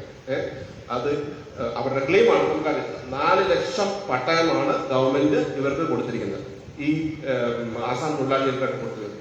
ഇതെങ്ങനെ സാധിച്ചു എന്നുള്ളത് അതിനെപ്പറ്റി കൂടുതൽ പഠിക്കണം. അങ്ങനെയൊരു ഭാവന നമുക്ക് പറ്റുമോ എന്നുള്ള കാര്യം ചിന്തിക്കണം. പക്ഷേ പാർട്ടി അത് നടക്കുന്നുണ്ട്. അസാമിൽ അത് ഓൾറെഡി ഇംപ്ലിമെന്റഡ് ആണ്. അതിന് നിയമം വന്നിട്ടുണ്ട്. ആ നിയമത്തിൽ അതിനായിട്ടുള്ള മുന്നോട്ടുള്ള കാര്യങ്ങൾ നടന്നു പോകുന്നുണ്ട്. അറ്റ്ലീസ്റ്റ് ഫെയിൽഡ് അല്ലെങ്കിൽ തകർന്നുപോയ ടി എസ്റ്റേറ്റുകളിൽ ഇത് സാധ്യമാകുന്നതാണ് എന്റെ ധാരണ. അതിനെപ്പറ്റി കൂടുതൽ ചിന്തിക്കേണ്ടതുണ്ട്, പക്ഷെ ചെയ്യാറുണ്ട്. രണ്ടാമതായിട്ട് പ്ലാന്റേഷൻ ലേബർ ആക്ടിനെ പറ്റി നമ്മൾ എപ്പോഴും പറയുന്നുണ്ട് ചില കാര്യങ്ങൾ നമ്മൾ ചെയ്യണമെന്നുണ്ട്. അതായത് സ്കൂളിങ്, ഹെൽത്ത്, എഡ്യൂക്കേഷൻ, ഈ മാതിരിയുള്ള വിഷയങ്ങളൊക്കെയും പ്ലാന്റേഷൻ ലേബർ ആക്ടിലൂടെ എസ്റ്റേറ്റുകളാണ് ചെയ്യേണ്ടതെന്നും അത് എസ്റ്റേറ്റുകൾ ചെയ്യുന്നില്ല എന്നും അതിൽ കൂടെ പലതരത്തിലുള്ള ബുദ്ധിമുട്ടുകളും ഈ പ്ലാന്റേഷനുകൾ ഉണ്ടാകുന്നതെന്നുള്ള വളരെ വാസ്തവമാണ്, നമുക്കറിയാവുന്ന കാര്യമാണ്. ബംഗാളിൽ 1980s മുതൽ സ്റ്റേറ്റ് ഗവൺമെന്റ് റെസ്പോൺസിബിലിറ്റി ആയിട്ട് അത് ഏറ്റെടുത്തിരിക്കുകയാണ്. സ്റ്റേറ്റ് ഗവൺമെന്റ് ആണ് നടത്തുന്നത് പ്ലാന്റേഷനകത്തുള്ള എഡ്യൂക്കേഷനും ഹെൽത്തും. കേരള ഗവൺമെന്റ് അല്ല പ്ലാന്റേഷൻ അല്ല ചെയ്യുന്നത്. പ്ലാന്റേഷനുള്ള ഫെയിലിയർ ഉണ്ട്, സമ്മതമാണ്. പ്ലാന്റേഷനുള്ള ഫെയിലിയർ ഉണ്ട്. പക്ഷേ അവിടെ ഇംപ്ലിമെന്റ് ചെയ്യുന്നത് സ്റ്റേറ്റ് ഗവൺമെന്റ് ആണ്. അവിടെ നമുക്ക് അതിൽ നിന്ന് വല്ല പഠിക്കാനുണ്ടോ നമുക്ക് ആലോചിച്ച് നോക്കാവുന്ന കാര്യങ്ങളാണ്. മൂന്നാമതായിട്ടുള്ള വിഷയം ജോസഫ് സാർ മുമ്പേ പറഞ്ഞിരുന്നു. പക്ഷേ നമ്മുടെ എക്സ്പോർട്ട് ഓറിയന്റഡ് ആയിട്ടുള്ള കമ്മോഡിറ്റി ആയിരുന്നു. ആ കമ്മോഡിറ്റി ഇപ്പോൾ നമുക്ക് അത്ര പവർഫുൾ അല്ല നമ്മുടെ ട്രേഡ്. അതേസമയം വളരെ പ്രാധാന്യം അർഹിക്കുന്ന ഈ കമ്മോഡിറ്റി അല്ലെങ്കിൽ പ്ലാന്റേഷൻ മേഖലയ്ക്ക് ഏറ്റവും അധികം പ്രാധാന്യം ലഭിക്കേണ്ടത് because of the marginalised sections, അതായത് പാർശ്വവൽക്കരിക്കപ്പെട്ട റീജിയണലായിട്ടും സോഷ്യലായിട്ടും സ്പേഷ്യലായിട്ടുള്ള പാർശ്വവൽക്കരണം അനുഭവിക്കുന്ന ഒരു സമൂഹമാണ് ഈ പ്ലാന്റേഷൻ മേഖലയിൽ വർക്ക് ചെയ്യുന്നവർ. അപ്പൊ അതുകൊണ്ട് തന്നെ ഈ അഡീഷണൽ ആയിട്ടുള്ള സ്റ്റേറ്റിന്റെ പുറത്തുള്ള ക്ലെയിംസ് വെക്കാൻ പറ്റുമെന്ന് പറഞ്ഞിരുന്നു. വാസ്തവമാണ്. Actually it is very true. Marginalised ആണ്. പക്ഷെ അതോടൊപ്പം ചേർന്ന് പോകാവുന്നതായിട്ടുള്ള ഒരു വിഷയമാണ് ഇപ്പോൾ എൻവയൺമെന്റൽ റിലേറ്റഡ് ആയിട്ടുള്ള ഇഷ്യൂസ്. കാർബൺ സിക്വസ്ട്രേഷൻ, റബ്ബർ ഏറ്റവും നല്ലതാണെന്ന് പറയുന്നു. അതേപോലെ ടീം കോഫി, ഓഫ്കോഴ്സ് അതിന്റെ മോണോക്രോപ്സ് എന്നുള്ള രീതിയിൽ അതിൻ്റെതായിട്ടുള്ള വിഷയങ്ങളുണ്ട്. പക്ഷെ എന്നിരുന്നാൽ പോലും കാർബൺ സിക്വസ്ട്രേഷനും അതേപോലെ കാർബൺ പോയിന്റ്സ് ക്ലെയിം ചെയ്യാനുള്ള പുതിയ തരത്തിലുള്ള നമ്മുടെ എൻവയൺമെന്റ് അല്ലെങ്കിൽ കാർബൺ ട്രേഡിങ്ങിനായിട്ട് ഉപയോഗിക്കാൻ പറ്റുന്ന ചില ഗുണങ്ങൾ ഇതിനകത്തുണ്ട്. അപ്പോൾ ഈ സ്റ്റേറ്റിന്റെ പുറത്തുള്ള ക്ലെയിംസ് ഇടുന്ന സമയത്ത്, അതായത് സ്റ്റേറ്റിന്റെ പുറത്തുള്ള ക്ലെയിംസ് ഇടുന്ന സമയത്ത് not just marginalized sustainable development, the sustainability can also come through the environmental and ecological aspects also. So ഈ വിഷയത്തിലൂടെയും ചിന്തിക്കാവുന്നതാണ്. പിന്നെ ഈയിടെ ഒരു പഠനം നടത്തിയിട്ടുണ്ടായിരുന്നു. ഞങ്ങൾ CDS ഒരു പഠനം നടത്തിയതിനകത്ത് ഈ സ്റ്റേറ്റിന്റെ റോൾസ് പലയിടത്തും നോക്കി, കേരള ഗവൺമെന്റിന്റെ കാര്യമല്ല പറയുന്നത്, പക്ഷെ പൊതുവായി എടുത്ത് നോക്കിക്കഴിഞ്ഞു കഴിഞ്ഞാൽ മിക്കവാറും എല്ലായിടത്തും പ്രൊഡക്ടിവിറ്റി ഇൻക്രീസ് ചെയ്യാനായിട്ട് പലതരത്തിലുള്ള സ്കീമുകളുണ്ട്. പ്രൊഡക്ടിവിറ്റി ഇൻക്രീസ് ചെയ്യാനായിട്ടുള്ള പല സ്കീമുകളുണ്ട്. പക്ഷെ ഒരിക്കലും പ്രൈസിന് വേണ്ടി ഒരു സ്കീം ഉണ്ടാകാറില്ല. റബ്ബറിന് വേണ്ടി കേരള ഗവൺമെന്റ് ചെയ്തിട്ടുള്ളത് അല്ലാതെ ഒരിടത്തും ഒരു പ്രൈസിന് വേണ്ടി ഒരു സ്കീമുകൾ ഉണ്ടാകാറില്ല. ഈ പ്രൊഡക്ടിവിറ്റിക്ക് വേണ്ടി ഇത്രയധികം സ്കീമുകൾ കൊടുക്കുമ്പോഴും പ്രൈസിന് വേണ്ടി എന്താണ് കൊടുക്കാത്തതെന്നുള്ളതിനകത്തുള്ള ഒരു അണ്ടർസ്റ്റാൻഡിങ് കുറച്ചുകൂടെ ഡീപ്പർ ആക്കുന്നത് നല്ലതാണ്. പ്രൊഡക്ടിവിറ്റി എന്ന് പറഞ്ഞാൽ കൂടുതൽ ഔട്ട്പുട്ടാണ് മാർക്കറ്റിൽ വരുന്നത്. പ്രൈസ് അതെങ്ങനെയാണ് ബാധിക്കാൻ പോകുന്നത് അറിയാം. കൂടുതൽ ഔട്ട്പുട്ട് മാർക്കറ്റിൽ വന്നു കഴിയുമ്പോൾ പ്രൈസിൽ എന്താണ് സംഭവിക്കാൻ പോകുന്നതും വളരെ ക്ലിയർ ആണ്. നമ്മൾ പ്രൊഡക്ടിവിറ്റിക്ക് വേണ്ടി നമ്മൾ ഗവൺമെന്റ് വളരെയധികം സപ്പോർട്ടുകളൊക്കെ കൊടുക്കുമ്പോഴും പ്രൈസ് എങ്ങനെയാണ് എഫക്ട് ചെയ്യുന്നത് നമ്മൾ ചിന്തിക്കുന്നത് നല്ലതാണ്. ലാസ്റ്റില് 1-2 വിഷയങ്ങളൂടെ പറഞ്ഞുകൊണ്ട് നിർത്തിക്കൊള്ളാം. ലാൻഡ് യൂസിനകത്ത് എസ്റ്റേറ്റ് മേഖല എസ്പെഷ്യലി ലാൻഡ് യൂസിനകത്ത് ഉണ്ടായിരുന്ന പല വിഷയങ്ങളുണ്ട്. ലേബർ ആക്ട് പ്രകാരം ഇതിനകത്ത് ഉപയോഗിക്കാൻ പറ്റില്ല, മറ്റ് ക്രോപ്സ് ഒന്നും ഉപയോഗിക്കാൻ പറ്റില്ല ഇതൊക്കെ ഉണ്ടെങ്കിലും ഈയിടെ എഗെയിൻ CDS നടത്തിയൊരു പഠനത്തിനകത്ത് ഏറെ പ്ലാന്റേഷൻസിനകത്ത് ഇപ്പോൾ ഓൾറെഡി മിക്സ്ഡ് ആണ്. നമ്മൾ പ്ലാന്റേഷൻ മറ്റ് ക്രോപ്സ് ഒന്നും പാടില്ല എന്ന് പറഞ്ഞു കഴിഞ്ഞാൽ തന്നെയും വളരെയധികം പ്ലാന്റേഷനുകൾക്ക് ഓൾറെഡി മറ്റ് ക്രോപ്സ് ഉണ്ട്. ഈ ക്രോപ്സിനൊക്കെ എടുത്ത് നോക്കിക്കഴിഞ്ഞു കഴിഞ്ഞാൽ ഈ ക്രോപ്സ് ഉള്ള പ്ലാന്റേഷനുകളിൽ പൊതുവെ ഈൽഡ് പ്രൊഡക്ടിവിറ്റി കൂടുതലായിട്ട് കാണും. എന്തുകൊണ്ട് പുതിയ രീതിയിൽ ചിന്തിച്ചുകൂടാ? നമുക്ക് മിക്സ് ഇന്റർക്രോപ്പിംഗ് എന്തുകൊണ്ട് അലവ് ചെയ്തുകൂടാ? അതല്ലെങ്കിൽ മറ്റ് യൂസസ് എന്തുകൊണ്ട് അലവ് ചെയ്തുകൂടാ? ചിന്തിക്കേണ്ട കാര്യമാണ്. ഒരു മേഖല തകർന്നു പോകുന്നു, തകരുന്ന മേഖലയെ നമ്മൾ ഏത് രീതിയിൽ അതിനെ ഉണർത്തണം, അതിന്റെ ആരാണ് അതിന്റെ റെസ്പോൺസിബിലിറ്റി ഏറ്റെടുക്കേണ്ടത്, ദാറ്റ്സ് എ ഡിഫറെന്റ് ക്വസ്റ്റ്യൻ. പക്ഷെ അത് വേറൊരു രീതിയിൽ ചിന്തിക്കണമെന്നുള്ളത് കാര്യമായിട്ട് ചിന്തിക്കേണ്ട കാര്യമാണ്. തകർന്ന ഒരു മേഖലയെ നമ്മൾ പിടിച്ചു നിർത്തേണ്ടത് ആ തകർച്ചയെ ഞങ്ങൾ തുവർക്കാൻ, അത് മാറ്റിയെടുക്കാനായിട്ടുള്ള വഴിയുണ്ടോ, അത് ഏത് വഴിയാണെന്നുള്ളത് നോക്കി അതിനുവേണ്ടി ചെയ്യേണ്ടത്. അതോടൊപ്പം തന്നെ ടെക്നോളജിയുടെ കാര്യം പറഞ്ഞിട്ടുണ്ടായിരുന്നു നേരത്തെ. ടെക്നോളജി ഈ മേഖലയിൽ ഉപയോഗിച്ചു വരുന്നുണ്ട്. I think last year when we heard from Hassan Malayalam, he had spoken about technology use a lot. I think so that's very important to think about technology use in the sector. Rubber-nathum, coffee, tea, lakokeyum, പുതിയ technology AI based, robo based. I think Hassan Malayalam is already doing it. Customized cropping, അതായത് ഓരോ rubber മരത്തിനും വേണ്ടുന്നതായിട്ടുള്ള വളം എത്തിക്കുക, അതിനുവേണ്ടിയുള്ള growth path identify ചെയ്യുക, ഇതൊക്കെ possible ആയിട്ടുള്ള ഒരു കാലമാണ്. ഈ രീതിയിലും ചിന്തിക്കാവുന്നതാണ്. അതിനകത്ത് സ്റ്റേറ്റിന്റെ സപ്പോർട്ട് ആവശ്യമുണ്ട്. ആ രീതികളിലേക്ക് ചിന്തിക്കാനായിട്ട് സ്റ്റേറ്റിന്റെ സപ്പോർട്ട് ഉണ്ടാകട്ടെ എന്ന് പ്രപ്പോസ് ചെയ്യുക. ഇത്രയും പറഞ്ഞുകൊണ്ട് ഞാൻ എൻ്റെ വാക്കുകളെ നിർത്തുന്നു. Thank you very much. അടുത്തതായി സംസ്ഥാന സഹകരണ മനുഷ്യ ബോർഡിന്റെ ചെയർപേഴ്സൺ ആർ തിലകൻ.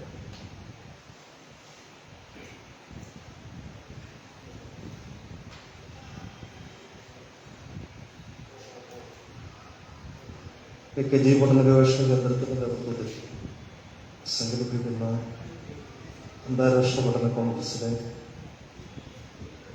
പ്ലാന്റേഷൻ സംബന്ധിച്ച സെമിനാറുമായി ബന്ധപ്പെട്ട് ഇവിടെ വന്നിട്ടുള്ള നിർദ്ദേശങ്ങളോട് പൊതുവിൽ യോജിക്കുകയാണ്.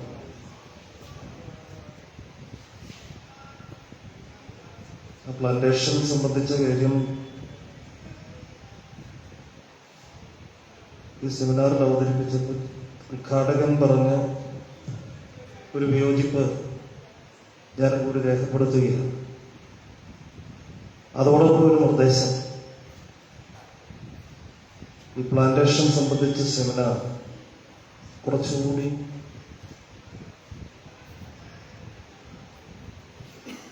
ഗൗരവത്തോടു കൂടിയുള്ള ഒരു സമീപനം ഇതിനകത്ത് വരുന്നത് നന്നായിരുന്നു എന്നൊരു അഭിപ്രായമുണ്ട്. എന്നാൽ പ്ലാന്റേഷൻ വിളകളുമായി ബന്ധപ്പെട്ടാണ് പൊതുവിൽ ഇവിടെ അവതരിപ്പിച്ചിരിക്കുന്ന പേപ്പർ ഊന്നൽ കൊടുത്തിരിക്കുന്നത്. അതുതന്നെ എല്ലാ വിളകളെയും കുറച്ചുകൂടി ഗൗരവത്തിൽ അത് നേരിടുന്ന പ്രശ്നങ്ങളെ സംബന്ധിച്ച് പറയാനായിരുന്നു. രണ്ട്, ആ വിളകളുമായി ബന്ധപ്പെട്ട കാര്യം പറഞ്ഞപ്പോൾ ഇവിടെ മുന്നേറ്റത്തിലെ ശ്രീമതി ES ബിജിമോൾ സൂചിപ്പിച്ച വളരെ പ്രധാനപ്പെട്ട ഗൗരവമുള്ള ചില കാര്യങ്ങളുണ്ട്. തൊഴിലാളികളുടെ പ്രശ്നങ്ങളെ വളരെ ഗൗരവത്തിൽ തൊഴിലാളികളിൽ നിന്ന് നേരിടുന്ന പ്രശ്നങ്ങളെ അടിസ്ഥാനപ്പെടുത്തി കുറച്ചുകൂടി സമഗ്രമായി കാണേണ്ടതായിരുന്നു എന്നൊരു അഭിപ്രായം രേഖപ്പെടുത്തിയിരിക്കണം. ഈ വിളകളാണെങ്കിലും തൊഴിലാളികളാണെങ്കിലും എടുക്കുമ്പോൾ ഈ രേഖയുമായി ബന്ധപ്പെട്ട് എടുത്തിരിക്കുന്ന ഒരു രീതി ചെറുകിട തോട്ടങ്ങളും ചെറുകിട ഉൽപാദകരുമായി ബന്ധപ്പെട്ട പ്രശ്നങ്ങളും പ്ലാന്റേഷനുമായി ബന്ധപ്പെട്ട പ്രശ്നങ്ങളും തോട്ടം വ്യവസായം എന്ന നിലയ്ക്ക് എസ്റ്റേറ്റുകളായി പ്രവർത്തിക്കുന്ന അവയുടെ പ്രശ്നങ്ങളും ഒരേപോലെ സമീപിക്കുന്നത് ഈ മേഖലയിൽ നിൽക്കുന്ന പ്രശ്നങ്ങളെ സമഗ്രമായി കാണാനും അവയ്ക്ക് പരിഹാരം നിർദ്ദേശിക്കാനും കഴിയും തോന്നുന്നില്ല. വിളകളെന്ന് നിലക്കെടുക്കുമ്പോൾ ചെറുകിട ഉൽപാദകരുടെ ആണോ എങ്കിലും തോട്ടങ്ങളുടെ ആണോ എങ്കിലും ആ നിലക്കെടുത്താൻ പറ്റും. പക്ഷേ പ്ലാന്റേഷൻ വ്യവസായം ആകെ എടുത്താൽ അതാകെ നേരിടുന്ന പ്രശ്നങ്ങളെ കാണാനും പരിഹരിക്കാനും വ്യത്യസ്തമായി തന്നെ എടുത്ത് പരിശോധിക്കുന്നതാണ് നല്ലത് എന്ന അഭിപ്രായം ഉണ്ട്. വ്യവസായം നേരിടുന്ന പ്രശ്നങ്ങൾ എന്ന നിലയിൽ, തോട്ട വ്യവസായം നേരിടുന്ന പ്രശ്നങ്ങൾ എന്ന നിലയിൽ ഇവിടെ നേരത്തെ ബിജിമോൾ MLA സൂചിപ്പിച്ചതുപോലെ വലിയ സമ്മർദ്ദത്തിന് വിധേയമായി ആ സമ്മർദ്ദത്തെ അതിജീവിച്ചുകൊണ്ടാണ് ഒരുപക്ഷെ തോട്ടം ഉടമകളെക്കാൾ നല്ലത് വലിയ സമ്മർദ്ദത്തിലാണ് തോട്ടം തൊഴിലാളി പ്രവർത്തകരായിട്ടുള്ള ഞങ്ങളിവിടെ ഇരിക്കുന്ന എല്ലാവരും ഈ വ്യവസായവുമായി ബന്ധപ്പെട്ട പ്രശ്നങ്ങൾ കാണുന്നത്. അതിൽ വ്യവസായം നേരിടുന്ന പ്രതിസന്ധികൾ അത് മനസ്സിലാക്കി ജോസഫ് സാറ് പേപ്പർ അവതരിപ്പിച്ചപ്പോൾ തന്നെ ഇവിടെ എല്ലാവരും സൂചിപ്പിച്ചതുപോലെ തൊഴിലാളികൾ താരതമ്യേന ദുർബല വിഭാഗങ്ങളിൽ നിന്ന് വരുന്നവരാണ്, വിദ്യാഭ്യാസപരമായ പിന്നോക്കാവസ്ഥയുള്ളവരാണ്. ഈ അവസ്ഥയുള്ള തൊഴിലാളികളെ ഈ വ്യവസായം നേരിടുന്ന പ്രതിസന്ധികളെ ബോധ്യപ്പെടുത്തിക്കൊണ്ട് മുന്നോട്ട് പോവുക എന്നത്, വ്യവസായത്തെ നിലനിർത്താൻ പറ്റുന്നൊരു സമീപനം സ്വീകരിക്കുക എന്നത് ഞങ്ങളെ സംബന്ധിച്ചിടത്തോളം വലിയ സമ്മർദ്ദം ഞങ്ങൾക്കുണ്ടാകുന്നുണ്ട്. അതിനെ അതിജീവിച്ചുകൊണ്ടാണ് ഞങ്ങൾ ഈ പ്രവർത്തനം സംഘടിപ്പിക്കുന്നത്. അങ്ങനെ പോകുന്ന അവസരത്തിൽ കേവലമായ സാമ്പത്തിക ആനുകൂല്യങ്ങളോ അത് കിട്ടുന്നതുമായ ബന്ധപ്പെട്ട പ്രശ്നം മാത്രമല്ല, ഈ തൊഴിലാളികളുടെ ഇടയിൽ രൂപപ്പെട്ടു വരുന്ന അസംതൃപ്തി വഴിതിരിച്ചുവിടാൻ, സാമൂഹ്യ വിരുദ്ധമായ മാർഗങ്ങളിലേക്ക് എത്തിക്കാൻ വലിയ നീക്കം സാമൂഹ്യ വിരുദ്ധ ശക്തികൾ സംഘടിപ്പിക്കാറുണ്ട്. പൊതുവിൽ സാമൂഹ്യ വിരുദ്ധ ശക്തികൾ എന്ന് പറഞ്ഞ് ഞാൻ പറഞ്ഞ ആ പരിമിതി അതിനകത്ത് പറയാൻ കഴിയുന്നതല്ല എങ്കിലും മൂന്നാറിൽ നടന്ന പെമ്പിളയുരുമൈ സമരം ഈ അസംതൃപ്തിയെ മുതലെടുത്തതിന്റെ ഭാഗമാണ്. തമിഴ് തീവ്രവാദ സ്വഭാവമുള്ള സംഘടനകൾ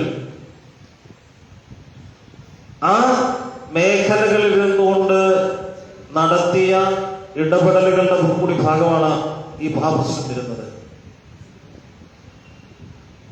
തൊഴിലാളികളുടെ ഇടയിൽ രൂപപ്പെട്ടു വരുന്ന അസംതൃപ്തിയെ തെറ്റായ വഴിയിലേക്ക് തിരിച്ചുവിടാൻ വലിയ പരിശ്രമങ്ങൾ നടത്തിക്കൊണ്ടിരിക്കുമ്പോൾ ആ പരിശ്രമങ്ങളിൽ തൊഴിലാളികൾ വീഴാതിരിക്കാൻ, അവിടെ നിന്ന് തൊഴിലാളികളെ സംരക്ഷിച്ചു നിർത്താൻ ഞങ്ങൾ ട്രേഡ് യൂണിയൻ പ്രവർത്തകർ വലിയ തരത്തിലുള്ള സമ്മർദ്ദം നേരിടേണ്ടി വരുന്നുണ്ട്. ആ സാഹചര്യത്തിൽ തൊഴിലാളികളുടെ ഇടയിൽ രൂപപ്പെട്ടു വരുന്ന സമ്മർദ്ദത്തെ പരിഹരിക്കാൻ തോട്ടമുടമകൾ, അതിന്മേൽ ഗവൺമെന്റ് രണ്ട് തലത്തിലും നടത്തേണ്ട ഇടപെടലുകളെ സംബന്ധിച്ച് വളരെ ഗൗരവമായി ചർച്ച നടക്കേണ്ട, പരിഹാരമുണ്ടാക്കേണ്ട ഒരു സന്ദർഭത്തിൽ ആ ഗൗരവത്തിലുള്ള ഇടപെടലുകളും ചർച്ചകളും വരുന്നില്ല എന്നതാണ് പ്രശ്നം. ഇപ്പൊ ഇവിടെ സൂചിപ്പിച്ചു, ഞാൻ വരുന്നത് പീരുമേട് താലൂക്കിൽ നിന്നാണ്. പീരുമേട് താലൂക്കിൽ പൂർണ്ണമായും തോട്ടങ്ങളാണ്. അതിനാണ് പീരുമേട് ടീ കമ്പനിയുടെ വക 3 തോട്ടങ്ങൾ, 2000-ലധികം തോട്ടങ്ങൾ തൊഴിലാളികൾ ജോലി ചെയ്തുകൊണ്ടിരുന്ന തോട്ടം അടച്ചുപൂട്ടിയത്. ആ പീരുമേട് താലൂക്കിൽ തന്നെ MMJ കമ്പനിയുടെ വക തോട്ടം അടച്ചുപൂട്ടി. ഇപ്പൊ ശരിയായ തരത്തിൽ ശമ്പളം കൊടുത്തുകൊണ്ട് പോകുന്നത് 4-5 തോട്ടങ്ങളിൽ മാത്രമാണ്. 7 മാസത്തിലധികമായി ശമ്പളം കൊടുക്കാത്ത തോട്ടങ്ങൾ. ആ തൊഴിലാളികളുടെ ഇടയിൽ അസംതൃപ്തി വളർന്നു വരുമ്പോൾ അതിനെ പരിഹരിക്കാൻ, ഇടപെടാൻ നമുക്ക് കഴിയുന്നില്ല. ഈ അസംതൃപ്തി പരിഹരിക്കാൻ കഴിയുന്ന തരത്തിൽ സമീപനം സ്വീകരിക്കേണ്ട മാനേജ്മെന്റ് ആ ഗൗരവത്തിൽ ഈ പ്രശ്നങ്ങൾ കാണുന്നുണ്ട്. അവർ കാണുന്നത് ഈ സങ്കീർണമായ ഒരു സാഹചര്യത്തെ തങ്ങളുടെ സ്ഥാപിതമായ ചില താല്പര്യങ്ങളെ സംരക്ഷിക്കുന്നതിന് വേണ്ടിയാണ്. കേന്ദ്ര ഗവൺമെന്റിന്റെ സാമ്പത്തിക നയങ്ങൾ ഇവിടെ സൂചിപ്പിച്ചിട്ടുണ്ട്. ആ നയത്തിന്റെ ഭാഗമായി വരുന്ന പ്രശ്നങ്ങൾ ഇവിടെ സൂചിപ്പിച്ചിട്ടുണ്ട്. ഇതിന്റെ എല്ലാം ഭാഗമായി വ്യവസായത്തിൽ രൂപപ്പെട്ടു വന്നിരിക്കുന്ന പ്രതിസന്ധിയെ മറ്റൊരു തലത്തിൽ തങ്ങൾക്ക് പ്രയോജനകരമാക്കാൻ കഴിയുമോ എന്ന നീക്കമാണ്, ശ്രമമാണ് വ്യവസായത്തിൽ മാനേജ്മെന്റ് ഇപ്പൊ സ്വീകരിച്ചുകൊണ്ടിരിക്കുന്നത്. അതിനെ കൂടി ഗൗരവമായി കാണേണ്ടതല്ലേ?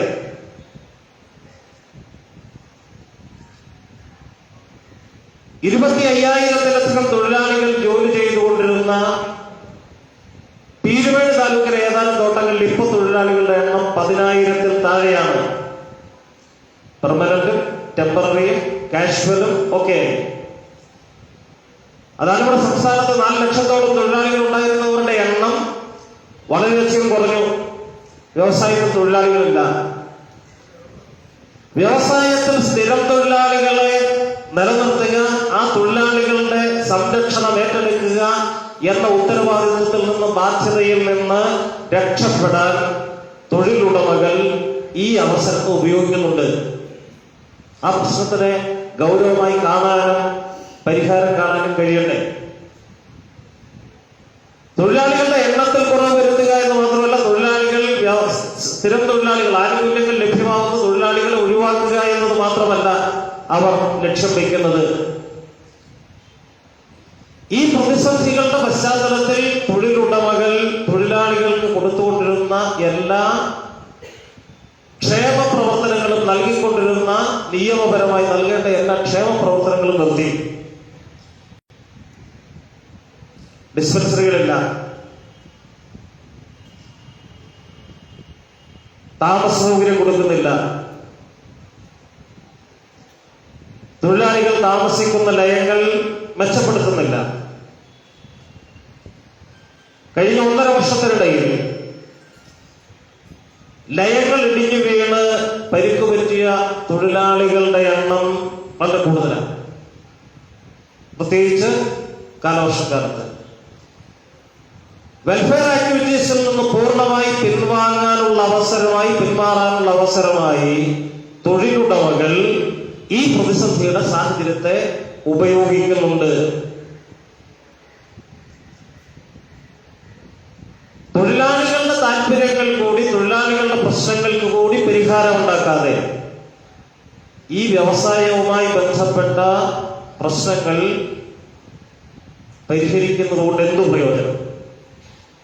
അതുകൊണ്ട് ഈ പ്രശ്നങ്ങൾ പരിഹരിക്കണമെങ്കിൽ തൊഴിലാളികൾ ഇന്ന് നേരിടുന്ന അടിയന്തരമായി പരിഹരിക്കേണ്ട പ്രശ്നങ്ങൾക്ക് തൊഴിലുടമകൾ പരിഹാരം കാണേണ്ടത്, തൊഴിലുടമകൾ പരിഹാരം കാണാൻ കഴിയുന്നൊരവസ്ഥ ഉണ്ടാവണം. 2, അടിയന്തരമായി ഗവൺമെന്റ് ഇടപെട്ട് പരിഹാരം കാണേണ്ട, സഹായിക്കേണ്ട കാര്യങ്ങളിലെല്ലാം സഹായം ഉണ്ടാവണം. 3, തൊഴിലാളികളുമായി വ്യവസായവുമായി ബന്ധപ്പെട്ട് ഈ വ്യവസായത്തെ നിലനിർത്തുന്നതിനും മുന്നോട്ട് പോക്കിനും തടസ്സമായി നിൽക്കുന്ന പ്രശ്നങ്ങൾക്ക് പരിഹാരം ഉണ്ടാക്കാനുള്ള അവസ്ഥ ഉണ്ടാവണം. രാജമാണിക്യം കമ്മീഷൻ റിപ്പോർട്ട്, ആ കമ്മീഷൻ റിപ്പോർട്ടിനെ അടിസ്ഥാനപ്പെടുത്തി തോട്ടങ്ങൾക്ക് മേൽ നിരന്തരമായി കേസുകൾ എടുത്തുകൊണ്ടിരിക്കുന്ന ഒരവസ്ഥ വരുന്നുണ്ട്. ആ പ്രശ്നത്തിന് പരിഹാരം ഉണ്ടാക്കാൻ അടിയന്തരമായ ഇടപെടൽ ഉണ്ടാവണം. ഈ വ്യവസായവുമായി ബന്ധപ്പെട്ട് വ്യവസായത്തെ സഹായിക്കാൻ, തൊഴിലാളികളെ സഹായിക്കാൻ സഹകരണ മേഖലയുടെ ഇടപെടലുകളും സഹകരണ മേഖലയെ എങ്ങനെയെല്ലാം ഇതുമായി ബന്ധപ്പെടുത്തിക്കൊണ്ട് ഉപയോഗിക്കാൻ കഴിയും, അതിനാവശ്യമായ മാർഗങ്ങളെ സംബന്ധിച്ച് ആലോചിക്കേണ്ടതുണ്ട്. ഈ കാര്യങ്ങൾ കൂടി ഇവിടെ അവതരിപ്പിക്കപ്പെടുന്ന ഈ സെമിനാറിന്റെ ഭാഗമായി ഉൾപ്പെടുത്തപ്പെടണം. പ്രധാനമായും തൊഴിലാളികളുടെ